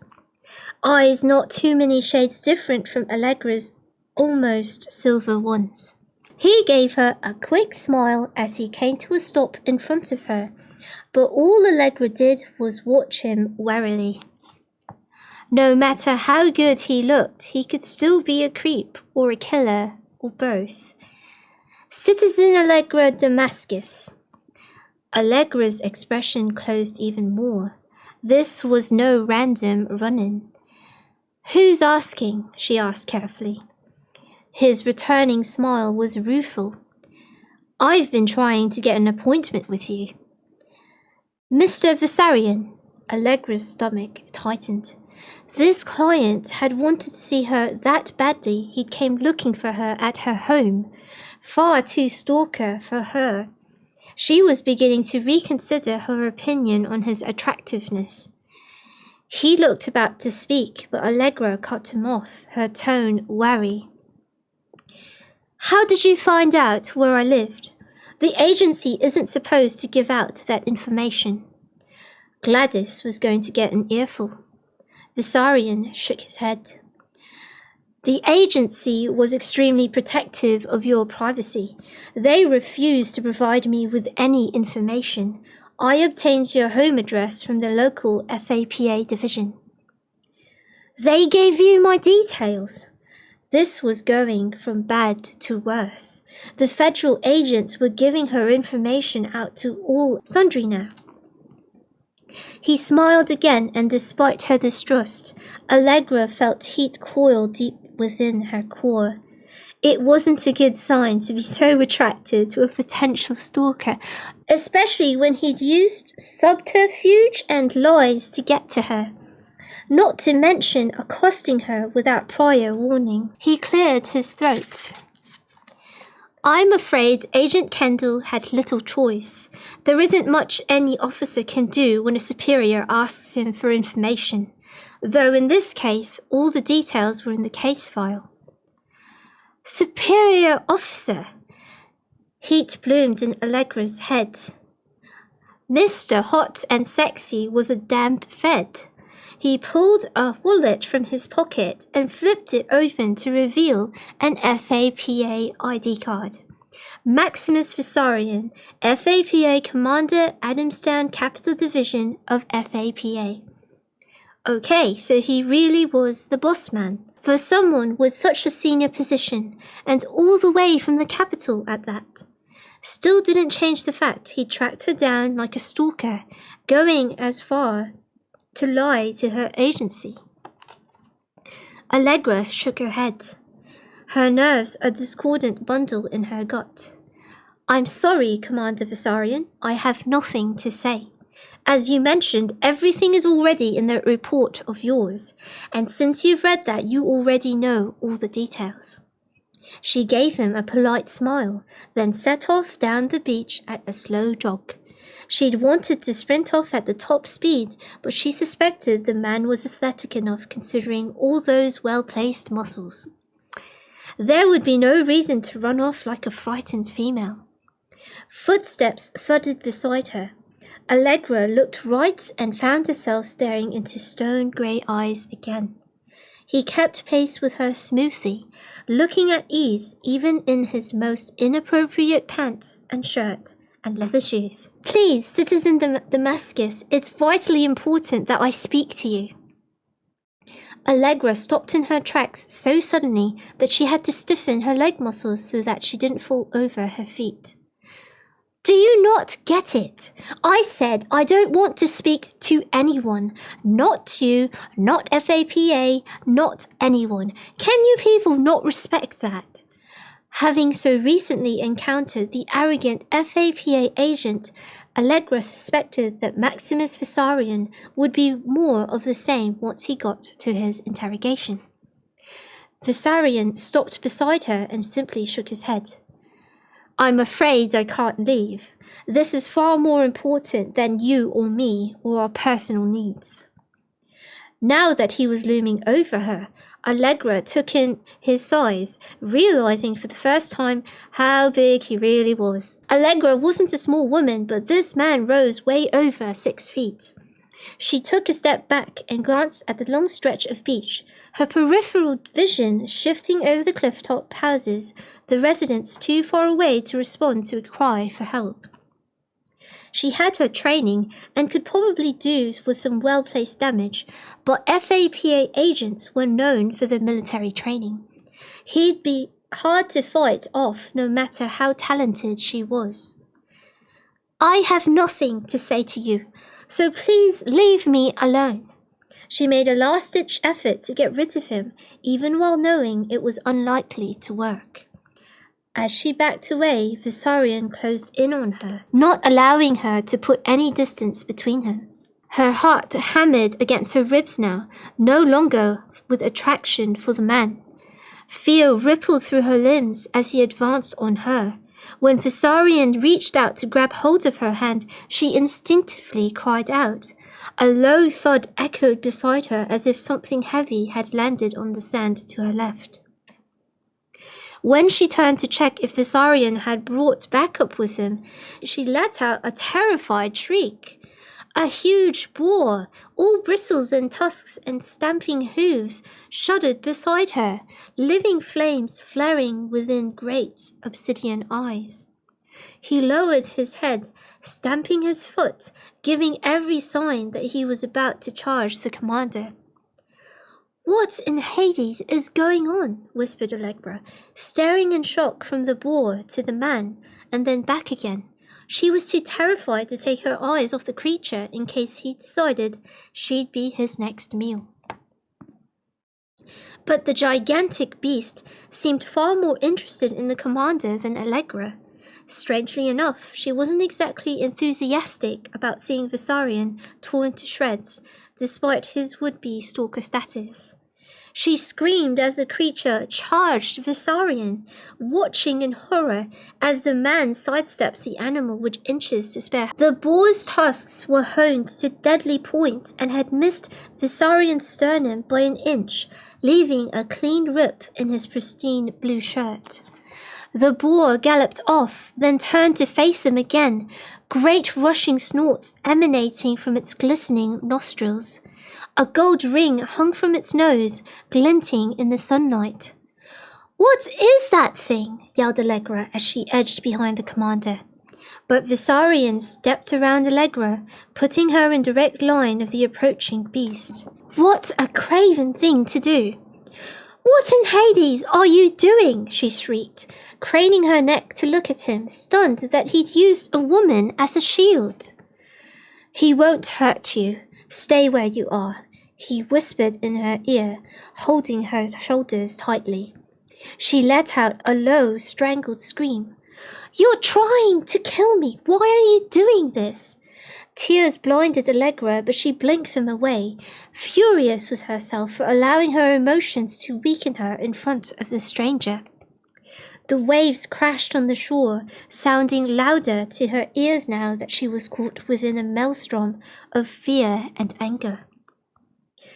"You have nothing to fear," he said against her ear. His voice was filled with elation, as if the sight of the charging boar filled him with joy. The man was demented, that much was certain. Allegra sagged against him as she watched the beast gallop closer. The edges of her vision dimmed, but Visarion squeezed her arms again and gave her a slight shake. "You'll be fine. He'll never harm you." Allegra shivered, barely listening to him as she stared into the fiery eyes of the oncoming boar. What evil had she done to deserve such a death? Perhaps her visions were a curse on her for some crime she'd committed. Or had she done something wrong with her knowledge to anger the gods? Unable to face such a painful fate, Allegra closed her eyes, holding them shut so hard they hurt. Hoofbeats came to a sudden stop, and a rush of warm air blanketed her face as the animal huffed against her skin. "He's sniffing me." The idea galled her so much that she cracked open an eye and peeked at the creature. Shock froze her in place as she stared into the boar's fire-lit eyes. His body shimmered with sparks of blue electricity, but he didn't attack her. In fact, it looked like he was about to nudge her, as if he wanted to be petted. Eyes wide, Allegra glanced over her shoulder at a smiling Maximus. "It is confirmed, then," he muttered, as though to himself. "What's confirmed?" asked Allegra out of the side of her mouth. She refused to move her head and lose sight of the boar, regardless of how compliant he appeared to be. At the sound of Visarion's voice, the boar lifted its head and sniffed at him. A strong hand settled on her left shoulder, and the boar inched closer and inhaled. It huffed and snorted, backing away and giving its head a swaying shake. Then it reared up on its hindquarters and disintegrated into nothing. Allegra sucked in a breath, forcing air into her lungs. She was not going to faint. She refused to faint. Not in front of Maximus, the demented hot agent man. She leaned forward, hands on her knees, and breathed deeply. Visarion seemed to understand and let her catch her breath. Thankfully, she didn't keel over and kiss the sand. She straightened after a while, schooled her features, and met the commander's eyes. "Coward!" She spat the word at him. He only chuckled, his grey eyes sparkling. "Not at all. You felt threatened, which is why he came. But he knows me, so it's unlikely he would have killed me." Then Visarion paused. "Okay, maybe he would have hurt me to begin with, before he recognized me. By then, perhaps it would have been too late." Allegra shook her head and waved her hands in his face. "Enough." She stared at him, clenching her fists to stop them from shaking. "What the hell was that thing?" Visarion straightened, still amused, but slightly more sober. "He's a gift from Ares." "Not yours?" "He's yours?" "Not mine." "Huh?" asked Allegra, finally cottoning on to what the commander Visarion was saying. "He's mine?" He nodded, looking like he was bursting to say more. "That makes no sense. He just disappeared into thin air." "That's what familiars do." "Familiars?" Allegra frowned, backing away from him, now wary again. "I'm not involved in witchcraft." "I wasn't saying you were, and besides, this type of familiar isn't connected to witchcraft. The boar is directly connected to one particular line of seers. It follows and protects each oracle throughout her lifetime of service, and then he is passed on to the next in line." Allegra shook her head again, unable to process the words he spoke. "What are you talking about?" she asked slowly, backing away and jogging toward the house. She really didn't want to hear his words, her action effectively dismissing him. But she should have known that this agent wasn't easily dissuaded. "Your visions." She stopped at the bottom of the stairs and turned to face him, one hand on the wooden banister for support. "How long have they been going on?" He waited as Allegra scowled. 5 days. Visarion nodded. 6 days ago, I was in Argentina at the deathbed of a powerful seer. Allegra shrugged. None of what he just said made any sense to her. "What seer?" she asked. Her stomach was already clenching when he answered. "The Oracle of Pythia." Allegra laughed. "She's just a myth." "As mythical as the seer's boar?" Allegra shuddered. "Okay." She folded her arms. "I admit you have a point, but I'm still not clear what this has to do with me." Allegra was lying. She had a vague sense of where this was going, but she refused to accept the possibility. Not yet. Chapter 12. Allegra. The sun was warm on Allegra's skin, but beneath she was cold to the bone. Commander Visarion had trailed her up to the house, his silence following her like a living thing. He'd allowed her to take the lead, had even said she was the one in charge, that he'd take it at whatever pace she wanted. It had sounded very much like a proposition to her, and she'd wanted to laugh out loud. But the rising hysteria within her center warned that she should lift the lid to her inner turmoil. She would, like Pandora, be in for a lifetime of trouble. Allegra had suggested coffee at the Khan's Coffee in Barberina Town, a few minutes' drive away from the house. She'd wanted to remove the agent from her home, to take him to a public place where she would feel safer. And now they sat on the outside terrace of the coffee house at her usual table, waiting for the waitress to set down their cups of espresso. As tiny as the cups were, they contained a good kick in the pants, which Allegra certainly needed at this point. She picked at the bowl of figs, grapes, and dates that she'd ordered, pushing the fruit around on her plate. Her appetite had disappeared along with the boar, which she was trying to convince herself she'd hallucinated. Maybe right now she was hallucinating again and she was still asleep, safely back home in her bed. Because only a bad dream would make sense of this morning's events. Commander Visarion looked uncomfortable as he studied the crowd, searching the faces of passers-by as if looking for someone. "What's wrong?" Allegra asked, sipping her coffee. That bitter bite was an instant hit to her palate and went down smooth. "I don't like sitting out here. It's too exposed." His eyes scanned the surroundings again, then paused as he watched a couple across the road who glanced over at the coffee shop one too many times. "You really need to calm down, Commander Visarion. You're going to draw attention to us with your suspicious behavior." He snorted. "That's a bit of a mouthful. Call me Max." When she merely nodded, he said, "We need to talk about this in a more private place. We must not be overheard. The information we have to discuss is important, top secret."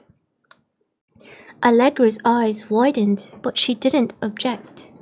Besides, she was not keen on advertising the strange, barely believable details of her recent days. They drank their coffees and left the table to move further inside the coffee house, finding seats at a rear alcove shrouded in shadows. This time Allegra ordered a milk coffee and a coffee cake. She was going all out. "Thanks for agreeing to move tables." Allegra shrugged as if it was nothing, but it had taken every ounce of willpower to clamp her jaw shut and let Visarion have his way. She'd done so only to placate him, her entire purpose being to get him to tell her the truth. He sat back, comfortable at last with the cowl of shadows enveloping them. "Your visions, they focus on a terrible worldwide plague, one in which people suffer from fevers, coughs, and chills, followed by boils, sores, and an intense thirst, one that seems to dehydrate them from the inside out." Allegra stared at him in horror. "How did you know that? I never told anyone all the details." Visarion leaned forward. "We have seers who have confirmed this." "And this Pythia, the one you know, did she predict this plague?" "Once, a year ago, she mentioned something, only vaguely. Aurelia had been ailing for a few years now.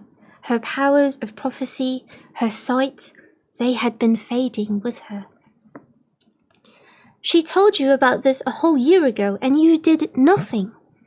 Allegra was unable to keep the judgment out of her voice, but she didn't care.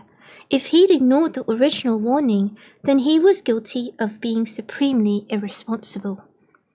Visarion sighed and leaned his elbows on the table. "Her visions, or at least what she'd mentioned to me of what she'd seen, they were vague. At the time she'd been hysterical, terrified, almost unable to speak of it. She'd already begun to lose the power of speech. Her handmaiden helped translate her hand signs, but there just wasn't enough information at the time." "And now? How do you know these things if your Pythia is dead?" "FAPA has numerous agents who also have the sight. It's one of the reasons we recruit them." Allegra stiffened. Was Visarion trying to recruit her? Was this whole thing, including the boar, a ruse to get her to comply? She shook her head, shutting off that train of thought. "Are their visions the same?" "As yours? In a sense, yes. All the senior seers in the agency, anyone with enough power to be considered trustworthy, are seeing visions of people dying. Through a collaborative effort, we've managed to put details together that has given us a picture of what we are looking at. A mass epidemic a few months from now, although they can't expect total accuracy, they're estimating 3 months at best." 3 months. Ksenia's purple flower, though it was a blow to hear her visions confirmed, In another way, it was a strange relief that she was not the only one to carry this burden. Allegra shook her head, trying to clear her mind, to focus on the essential information. How do their visions work? Mainly through touch, similar to yours, only much less powerful, more shadowy, and sometimes through dreams. Our seers have visions, but they aren't expansive enough, detailed enough. They aren't telling us what we need to know, only the worst of the epidemic symptoms and the aftermath. But the Pythia's powers are much stronger. They extend much further. Aftermath. The agent's face went a little grey. Total annihilation of the human race. The seers cannot see people in their visions, or at least not enough people to make a solid survival estimate or even a guesstimate. I see. Allegra sat back, turning over Visariion's revelations in her mind. It was a lot to take in. Had she not already seen much of what he described, she would have passed him off as a crazed lunatic. What does the Pythia have to do with me? Why did the boar come to me? Maximus sighed and his shoulders hunched. Have you not pieced it together for yourself? He smiled sadly. Allegra shook her head. I'm piecing well enough, thank you. The only problem is I can't see how I could possibly be related to her, or be descended from the Pythian line, which I can't even believe I've accepted anything but a myth. My parents had no powers, and neither did my grandparents. Not that I know of. Allegra, you are the Pythia. Aurelia died 6 days ago. When did you get your first vision?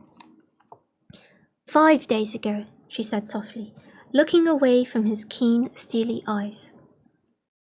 Allegra refrained from adding that she did occasionally have strong premonitions and warning dreams. Still, she had to admit that the current level of conscious visions took mere premonition to a whole new level. I know it's a lot to process, but you need to accept it fast. We don't have the time to wait for anything. Humanity's days are numbered, and you are our best hope of stopping our imminent doom. Allegra shook her head and sat back. This is insane. The end of the world is pretty insane, don't you think? Visarion said, his tone now cutting. She could tell he was losing patience, and she didn't blame him. She didn't want all this craziness to be true. Yet his words meant her visions had not just been a product of her wild imagination, that she'd really seen the terrible future ahead of everyone. In that moment, she felt the pull of grief. She'd seen Ksenia's death. It had been real, not just some random dream.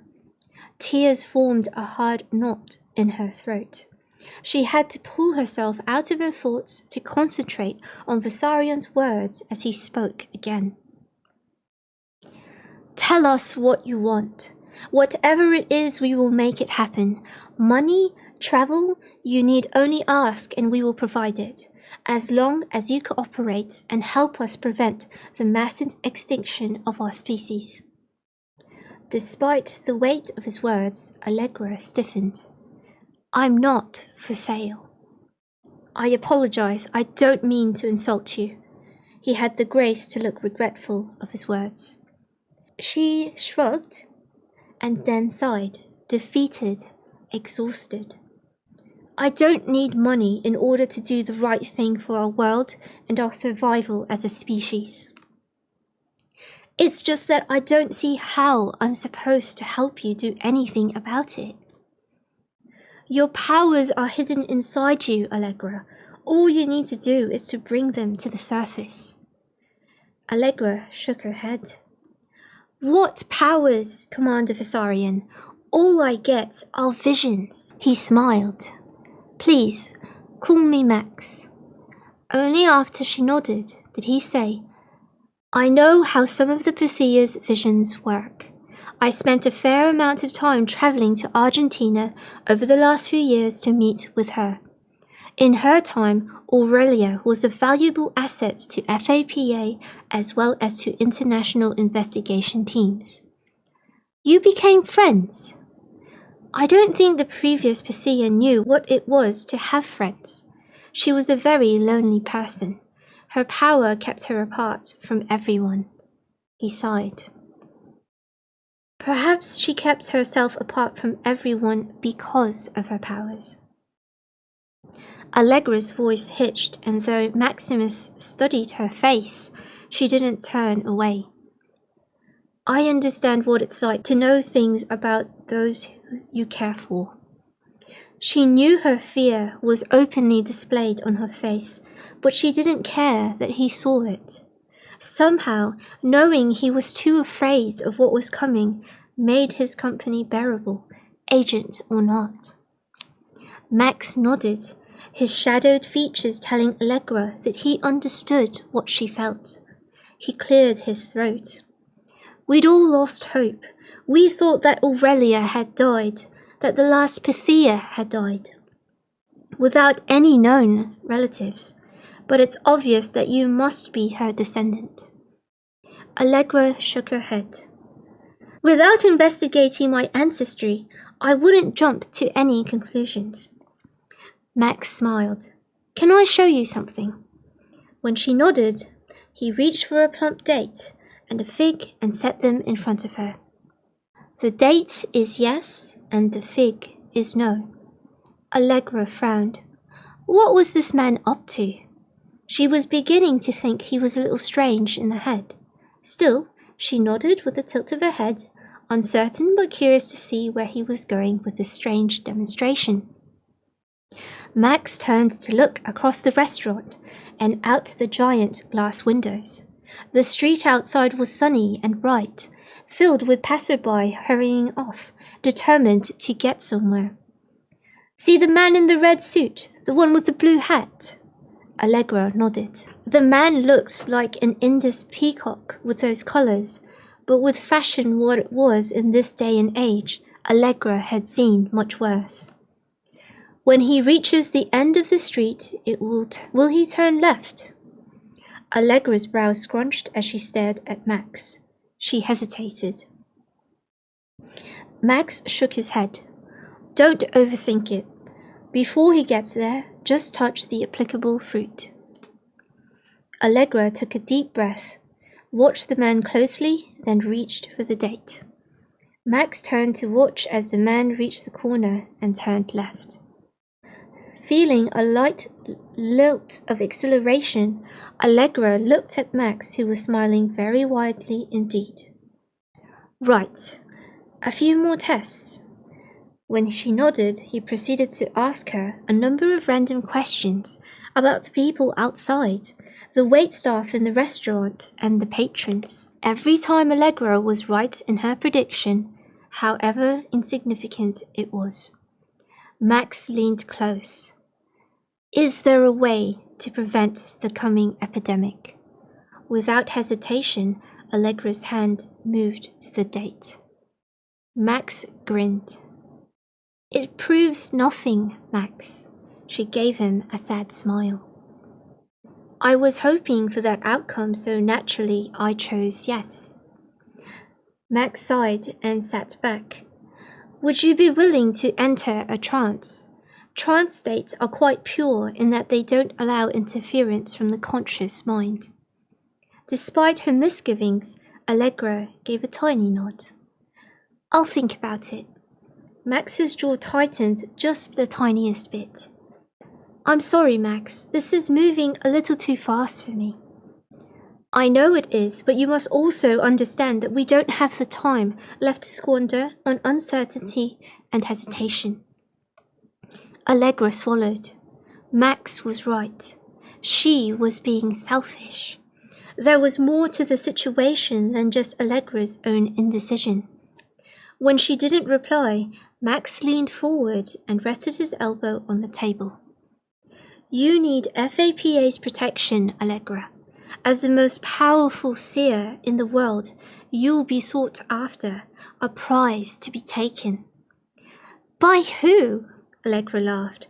Her head was beginning to heat up with Max's latest revelation. Abducted? Could this get any more insane? Max smiled. Various governments, some of which find nefarious conduct acceptable, crime syndicates, honestly, the list goes on, which is the reason you need our protection. I'm a martial arts champion, Max. I can take care of myself, she scoffed. And besides, according to you, I have a gigantic, hairy, and scary familiar, remember? I'm pretty sure he's going to be enough to protect me. Allegra got to her feet. She could see the disappointment in Max's face, the war inside him, wanting to convince her but not wanting to force her. Yes, she respected him for that, but right now she needed space. I'll be at my villa if you need me. With that, she left him sitting alone at the table, watching her as she disappeared into the street. Chapter 13. Surveillance Report Agent 2481K, Level 7 International. Location, Khan's Coffee, Barberina Town, Fornia, New Germanic States. Target, Citizen Allegra Damascus. Age 24, physiotherapist. Parents deceased, possibly the new Pythia. Description, blonde, grey eyes, tall. Surveillance, observed target residence. Target subsequently acquired by FAPA agent, identity unknown. Followed agent and target to Khan's Coffee, acquired table beside them. Agent changed plans, concerned with being overheard. Target and agent obtained table inside. Decision made not to follow inside as agent would have been alerted. Unable to listen in on conversation, but visual observation sufficient to determine general content of discussion. Agent performed standard negative affirmative seer test. Target passed. Target may be the new Pythia. Surveillance continues until Priority 1 enabled. Priority 0. Identify FAPA agent. Priority 1. Acquire target. Any means necessary. Target required alive. Chapter 14. Max. Max strode down the corridor to General Cornelius Aulus's office, still slightly nauseous from his 4-hour flight from Las Suertes. Despite his feeling of urgency, of time passing inexorably, Max had forced himself to gather all available evidence and write up a detailed report while on the plane. Cornelius was cold, pedantic, and old-fashioned, stuck in the old ways of doing things. He often made it difficult to push through cases that needed a little more than the cursory touch. And he'd never been sympathetic to FAPA relations with the Pythia. Max was grateful Aulus had never interfered with Max's ongoing relationship with Aurelia. Now, as he reached the general's domain, he wondered what Aulus was going to say about the existence of a new Pythia. On entering his boss's office, Max performed the standard military greeting and waited for Aulus to lift his eyes from his reading material. The man had always impressed Max with his bearing. Tall, slim, his bolted head giving him an imposing air. Aulus was of Moor slave stock, his prominent family tracing their lineage all the way back to servitude in the house of Julius Caesar himself. But there was nothing humble about this man. A few moments later, Aulus sat back and waved Max to one of the 2 wooden chairs in front of his desk. The general liked his decor, ancient Roman military, and the 2 stools were more serviceable army than comfortable office furniture. They proclaimed, "Say your piece and leave," rather than "come in and let's talk." Max set the folder in front of Aulus and took his seat. I do believe we have located the next Pythia, sir. He waited as the general's eyes skimmed down the report's contents. Convenient that she's living in our own nation. Aulus spoke almost under his breath, and Max stiffened at the sarcasm layered within those words. He ignored the tone. I'd like to return to Las Suertes and remain until I can persuade Citizen Damascus to tell us something more helpful about the source of the coming epidemic. Aulus merely grunted, and Max took that as an encouragement to continue. She has refused a security detail, but I'm confident I can change her mind. She'll realize soon enough how vulnerable she is. The general leaned away from the file and lifted his dark eyes to Max's face. One could almost forget Aulus's African ancestry, until he narrowed his eyes and stared at Max like a Kemet king. On the off chance that you are onto something, I'll supply 2 non-seer agents. That should be sufficient while only we know of her existence. At this point, I can't afford to spread the resources of our sighted force too thin. Max sat forward. But sir, that would be a mistake. We're leaving her wide open in case someone hostile realizes who she is. I'm sorry, Commander Vasarian. Aulus closed the file and got to his feet. But that's as much as I'm able to give you right now. My hands are tied. Unless there is a more substantiated threat to her safety than your vague fears, I cannot justify additional reinforcements for this unknown woman's security. Max sat back, knowing any further argument with his boss would just make things worse. The man disliked being pestered. Yet Max couldn't help but ask, so only if someone tries to abduct or kill her will we give her a decent security detail? Aulus gave Max a sharp nod, then took an irritated breath. You may attend to the new, alleged Pythia personally as long as you have your department's affairs in order. He waved Max off, leaving him with little choice than to salute and head out the door. As Max reached the threshold, Aulus called out, Vasarian. Max stopped and glanced over his shoulder. Do whatever is necessary to retrieve as much useful intelligence on this epidemic from this oracle. Max nodded and headed back to his office, wondering exactly what Aulus had meant about doing whatever was necessary. Max was finalizing the last of the files for close-off before he left for the airport when his office phone rang. Hi, Max? Her voice was soft, tentative, and hesitant. Allegra. He smiled at the mere sound of her voice. I'm glad you called. Are you all right? She let out a soft laugh, then cleared her throat. I wanted to let you know. I'll try the trance you mentioned. Max let out a sigh of relief. Thank you, Allegra. She cut him off. On one condition. Name it. I want a friend of mine to be present. Max nodded to himself. Allegra certainly had a good head on her shoulders. That's absolutely no problem. Allegra paused for a moment, and the crackling of air came down the telephone line. Max smiled. Allegra wouldn't know that Aurelia's voice often set off electrical charges when she spoke on the phone or used a microphone. Max focused on Allegra now. Can I suggest tomorrow afternoon, at the old ruins of the Apollo Temple in the Darien Hills? Suggested Max. It should provide us with the right vibes. That's not far from my villa, Allegra said. I'll meet you there at sunset. I can pick you up, Max replied. Thank you, I would really appreciate that. And Allegra? Yes? She asked, a little wary now. Watch your back. Chapter 15. Aulus.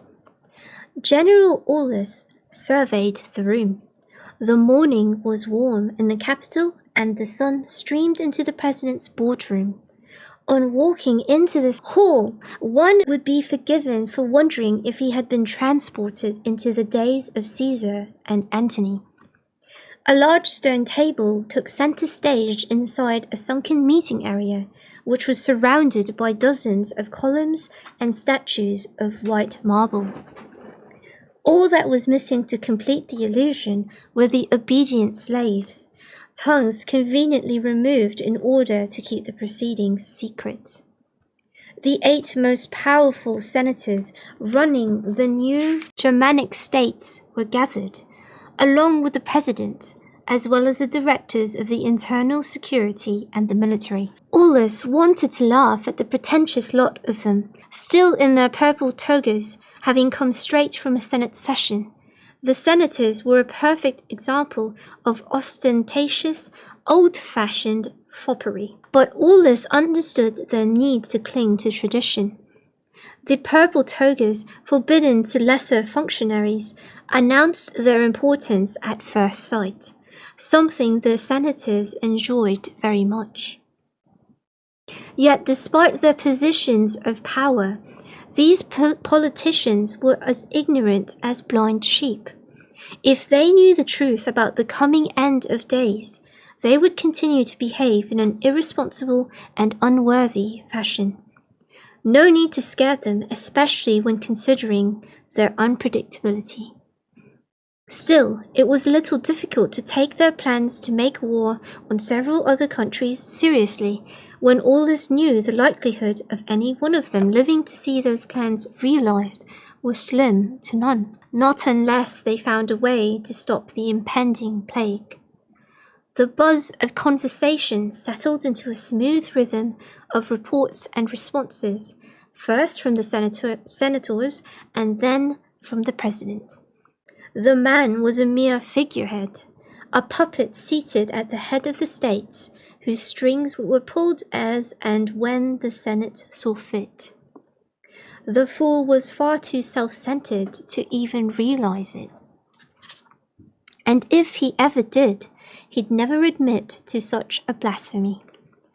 The president shifted his watery gaze to Aulus and gave him a solemn nod.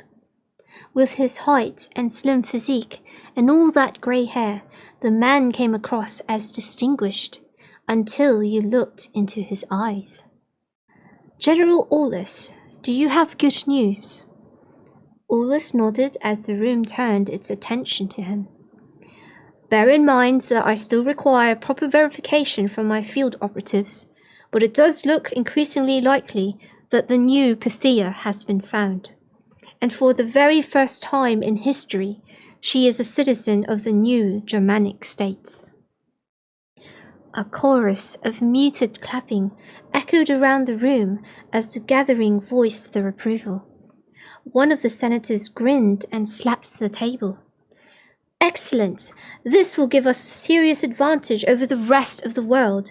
The new Pythia can do well to advise us if our war plans are going to prosper.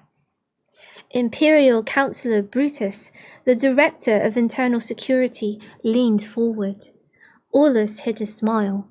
The man was a trained lawyer and never failed to provide his unwanted opinion on the legality of any proposal being tabled.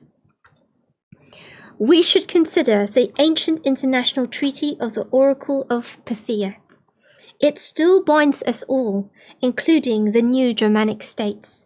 The Pythia is, and always will be, free to move and live wherever she chooses, not to mention the fact that access to her power is never ever to be restricted. We do not want to be found in breach of this treaty.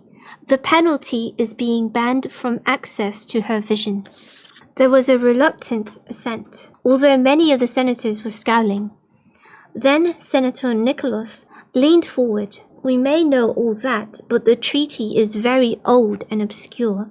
Neither the new Pythia nor any of her friends or advisors will be aware of its existence or provisions. Nicholas glanced at Aulus. Can we verify if she is trained or educated in any way with regard to the Pythia's law and her rights? Aulus shook his head. I believe she grew up isolated from the traditions of her ancestors. Nicholas sent a triumphant smile to the gathered senators, more mumbles of assent, although Director Brutus didn't look all that happy.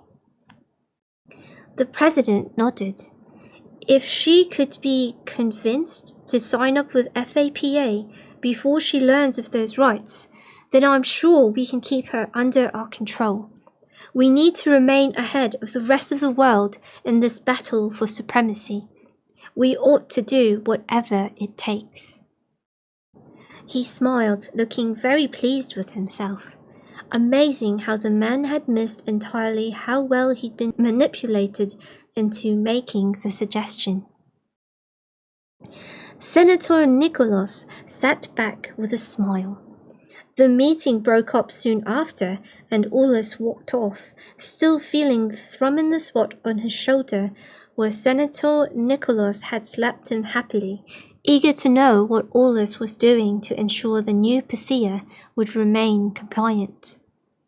While he'd reassured the senator that all was in hand, Aulus was beginning to wonder if Vissarion was the best agent to bring the Pythia under FAPA's control.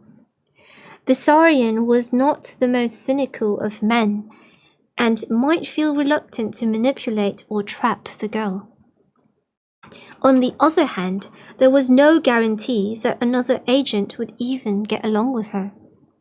And unfortunately, Vissarion had a lengthy term of experience with the last oracle, which made him the best and likely the only man for the job. Before he left the building, Aulus decided to leave Vissarion in the dark regarding the Senate's decision to control the Pythia. Perhaps it would be best to encourage Vissarion to foster a more personal relationship with her. If she lost her heart to the agent, like most women, she'd be more inclined to be loyal to her lover, and by extension, tied to her native country and its rulers. A convoluted plan, but Aulus could not replace Vissarion now. He could end up losing the cooperation of the Pythia entirely, and he couldn't afford that. Besides, it was all moot until they were able to identify and avert the coming epidemic. Treaties and Senate decisions were worth nothing if the world was truly about to come to an end. Chapter 16. Allegra. Ksenia, Allegra, and Max stood basking in the glory of the red-gold sunset. The temple of Apollo dominated a cliff top that looked out at the endless sea. The majesty of the view and temple would have been the architects' original focus when they had designed their masterpiece nearly 1,000 years ago. But now the temple complex was sadly dilapidated and crumbling, a testament to the diminished status of religion in these decadent times. Nobody had bothered to remove the rubble heaps scattered inside the temple grounds. Allegra stepped gingerly around them, glad of her choice of footwear, sturdy, low-heeled pumps, as she kept a wary eye out for rattlesnakes. The temple still retained its classical proportions and sense of beauty, though, reminding her of the majesty of the ancient Greek and Roman dominion over the world. Now, Allegra picked her way closer toward the main building to the stone altar in front of the temple steps. When had the derelict priest last conducted sacrifices on it? Here, she asked Max as Ksenia tottered closer on her high heels. Trust Ksenia to dress totally inappropriately for outdoor activities. Max studied Allegra's face. What do you think? He meant for her to tell him. With a hesitant nod, Allegra acknowledged his meaning and scanned the grounds of the temple, taking a deep breath. She exhaled and calmed herself, sensing more than asking for the right spot. From within the center of her calm, something drew her to the peace and tranquility of the temple itself. She moved as though in a dream, stepped across a broken column, picking her way between the shattered remains of the once stunning ceiling. The inner sanctum of the temple lay open to the sky, and Allegra stood on the cracked mosaic stone floor, staring up at the already rising sliver of the moon. A large portion of the presiding god's statue, Apollo's chest and waist, lay on its side. Allegra used it as a seat, not trusting that her legs would hold her. Hopefully the god would not mind if he existed, but then if there was a Pythia, surely he had to. The Pythia's power was supposed to come from him. Her mind was still wrestling with the implications. Ksenia, her head wrapped in a pale blue turban, eyes covered in gigantic sunglasses, headed over to the edge of the temple building with Pepper at her heels. The dog watched Allegra with a worried expression as Ksenia carefully dusted the stone before sitting down. She smoothed down her ankle-length silk-wrapped skirt, giving Max a wary glance. With her friend's eyes hidden by those glasses, Allegra wasn't sure if she was scoping the commander out or watching him in case he made any sudden moves. Allegra would have bet on the latter. The commander in question strode closer and crouched beside Allegra. Probably easier said than done, but try to relax and remain calm. When she nodded, Max said, "I suggest you lie down for this." Allegra raised an eyebrow, a little suspicious now. "I'd prefer not to have to clean up the mess if you pass out and crack your head open on the stones." He gave her a half smile. Allegra laughed, feeling a little bit of her tension dissipate. She shook her hands in an attempt to relax her stiff arms. She was wound up far too tight for this. After carefully testing the remnant of carved stone, Allegra lay back and stared up at the darkening sky.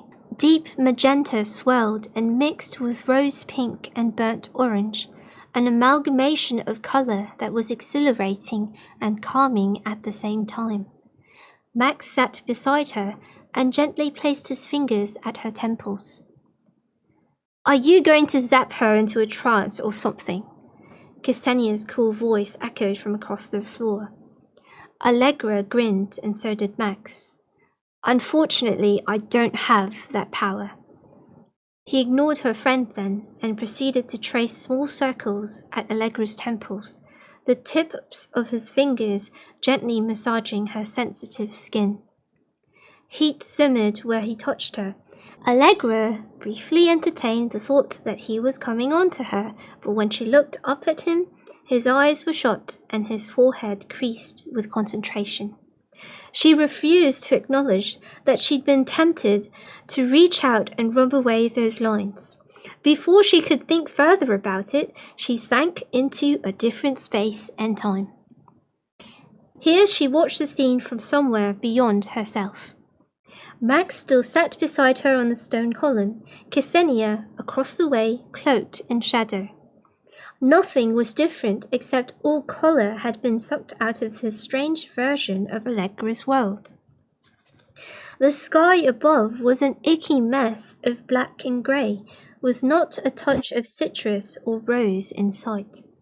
Max shifted, possibly sensing that he'd succeeded. When he spoke, his words echoed around Allegra as if they were cocooned within a metal cell, the sound vibrating off the stone around her. Max moved away, then knelt beside her, giving her space. "Allegra, are you ready to answer some questions?" She gave a slight nod.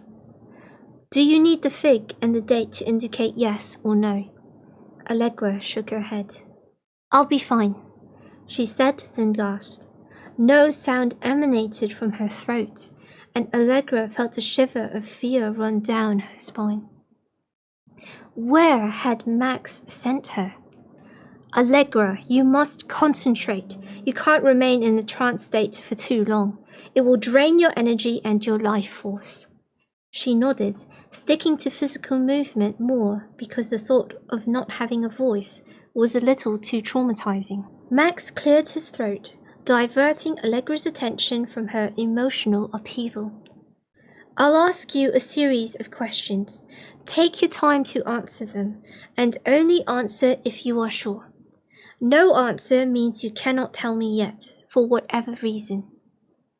Allegra nodded again and waited as Max removed a device from his pocket. A dictaphone. Good thinking, Commander Max. Max cleared his throat. Will the epidemic start in a governmental facility? Allegra shook her head. In a non-governmental facility. Again, she shook her head. In the New Germanic States? No, Allegra said without thinking. Max sat back, staring at her, shocked. Had he heard her answer? Surely not. But before Max could say anything else, a dull thud echoed through the temple complex. Something hit the ground. A male voice swore, his low baritone carrying inside the temple. More scrabbling sounds were audible as someone got to their feet, kicking aside stones and rocks. Then a man's head popped out from between the columns behind Ksenia. The newcomer wore a bright red shirt printed with blue macaws, and a heavy camera hung around his neck. Allegra blinked. Bright red! She'd exited the trance almost instantly. Is everything all right? The stranger asked, giving Allegra a worried glance. Max got to his feet. Yes, everything is okay. Just, my wife keeps fainting on me. He gave Allegra a warning look, which was entirely unnecessary. Ah, in the family way, I take it, said the man, his pink cheeks blooming. Can I get a picture? No. The three voices spoke simultaneously, and the man took a step back in the face of such a unanimous rejection. Even Pepper offered a short growl in support of his mistress against the intruder. The light, Allegra spoke. It hurts my eyes. Recovering quickly from the rebuff, the tourist nodded. I see. Yes, not a problem at all. Well, do take care. Then he was ambling among the ruins, snapping photos of the pillars and broken rocks, setting off bright blasts of light in the encroaching darkness. Are you feeling all right? Asked Max, concern darkening features already shadowed by the approaching night. I'm fine. Let's try again. She took a deep breath and lay back down. But this time, Max's fingers at her temples did absolutely nothing for her, as it should. Not in terms of the trance, anyway. In terms of firing the blood in her veins, his touch achieved a lot. She sat up after a couple of minutes and pressed her fingers to her head. I'm sorry. I think the first time around must have drained my energy. I can't focus at all. Not enough to go through that again.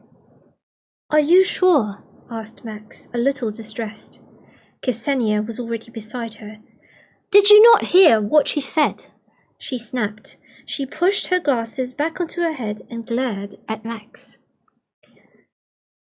I'm fine, Z. Look, I just need to lie down for a bit. That was a little too much, like getting drunk. Ksenia nodded and helped her climb to her feet. Hopefully you can handle it a bit better next time around. She spoke curtly, and Allegra knew that her friend was having a hard time accepting the whole vision trance aspect that now came with being around Allegra. Allegra took a breath and calmed her nerves. Perhaps next time she went into a trance, it would be easier. The same could not be said for the next time Commander Max touched her. Chapter 17. Max. They left the temple grounds and hurried down the steep path to the parking lot below. Allegra had thought she'd been so smart wearing low-heeled pumps, but the ragged path was littered with stones and debris. The lingering weakness from the trance contributed to her unsteadiness, and when she finally did slip, she wasn't surprised. Max reached for her, coming to her aid from Apollo knew where. They descended the cliffside together, but Allegra didn't recall him walking close enough to save her stupid ass. His fingers touched her bare skin, and her vision clouded, her skin going cold, sharp sparks of electricity flaring. She must have made a sound, probably a scared whimper from the expression on Max's face. "Are you okay?" he asked, steadying her again. This time she managed to control her features. "I'm fine, really." She gave him a neutral smile. "You really have to stop asking me that question, Max." "Allegra." Max stopped and faced her, totally ignoring her words. "What did you see?" Allegra shook her head. "Nothing. I didn't see anything." She shrugged off his hand and hurried toward the car. Stones skittered on the ground as Max strode after her, closing the door mere seconds after she opened it. Allegra spun around, forced now to face him head-on. "What?" she snapped. She was annoyed, but more with herself and her inability to handle these terrible visions. Wasn't she supposed to be some great oracle? And now, added to it, were all electric shocks when she touched Max. "Tell me." She stared at him, shaking her head. "Tell me what you saw." His voice shuddered, filled with emotion, and Allegra hesitated. After all he'd done to help her, she owed it to him to be honest. She took a deep breath and waited for her heart to slow down. "I didn't see anything. The electricity when we touched, it scared me." She paused, searching his face as if waiting for him to say that everything was going to be okay. Instead, he gave an encouraging nod. "It's okay. Go on." Faced with his trust, Allegra couldn't lie to or evade him. She sighed. "I saw nothing. Your touch. I expected to see something horrible. Maybe you'd be emaciated, as if your body was eating itself from inside out. Maybe you'd be struggling to breathe, sweating, near death. That maybe..." She stopped. "That maybe I'd see you dying, Max." Her voice broke. Allegra was overwhelmed by all the death in her visions. Too many people she cared about were dying. Nobody deserved to see such a thing and still be helpless to stop it. And yet with Max, she'd seen nothing. Just blank, bare nothing. "Allegra, listen to me. It's okay." Max gripped her shoulders where his skin wouldn't touch hers. Was that a mix of fear that she may still see his death, or was he just avoiding electrocution?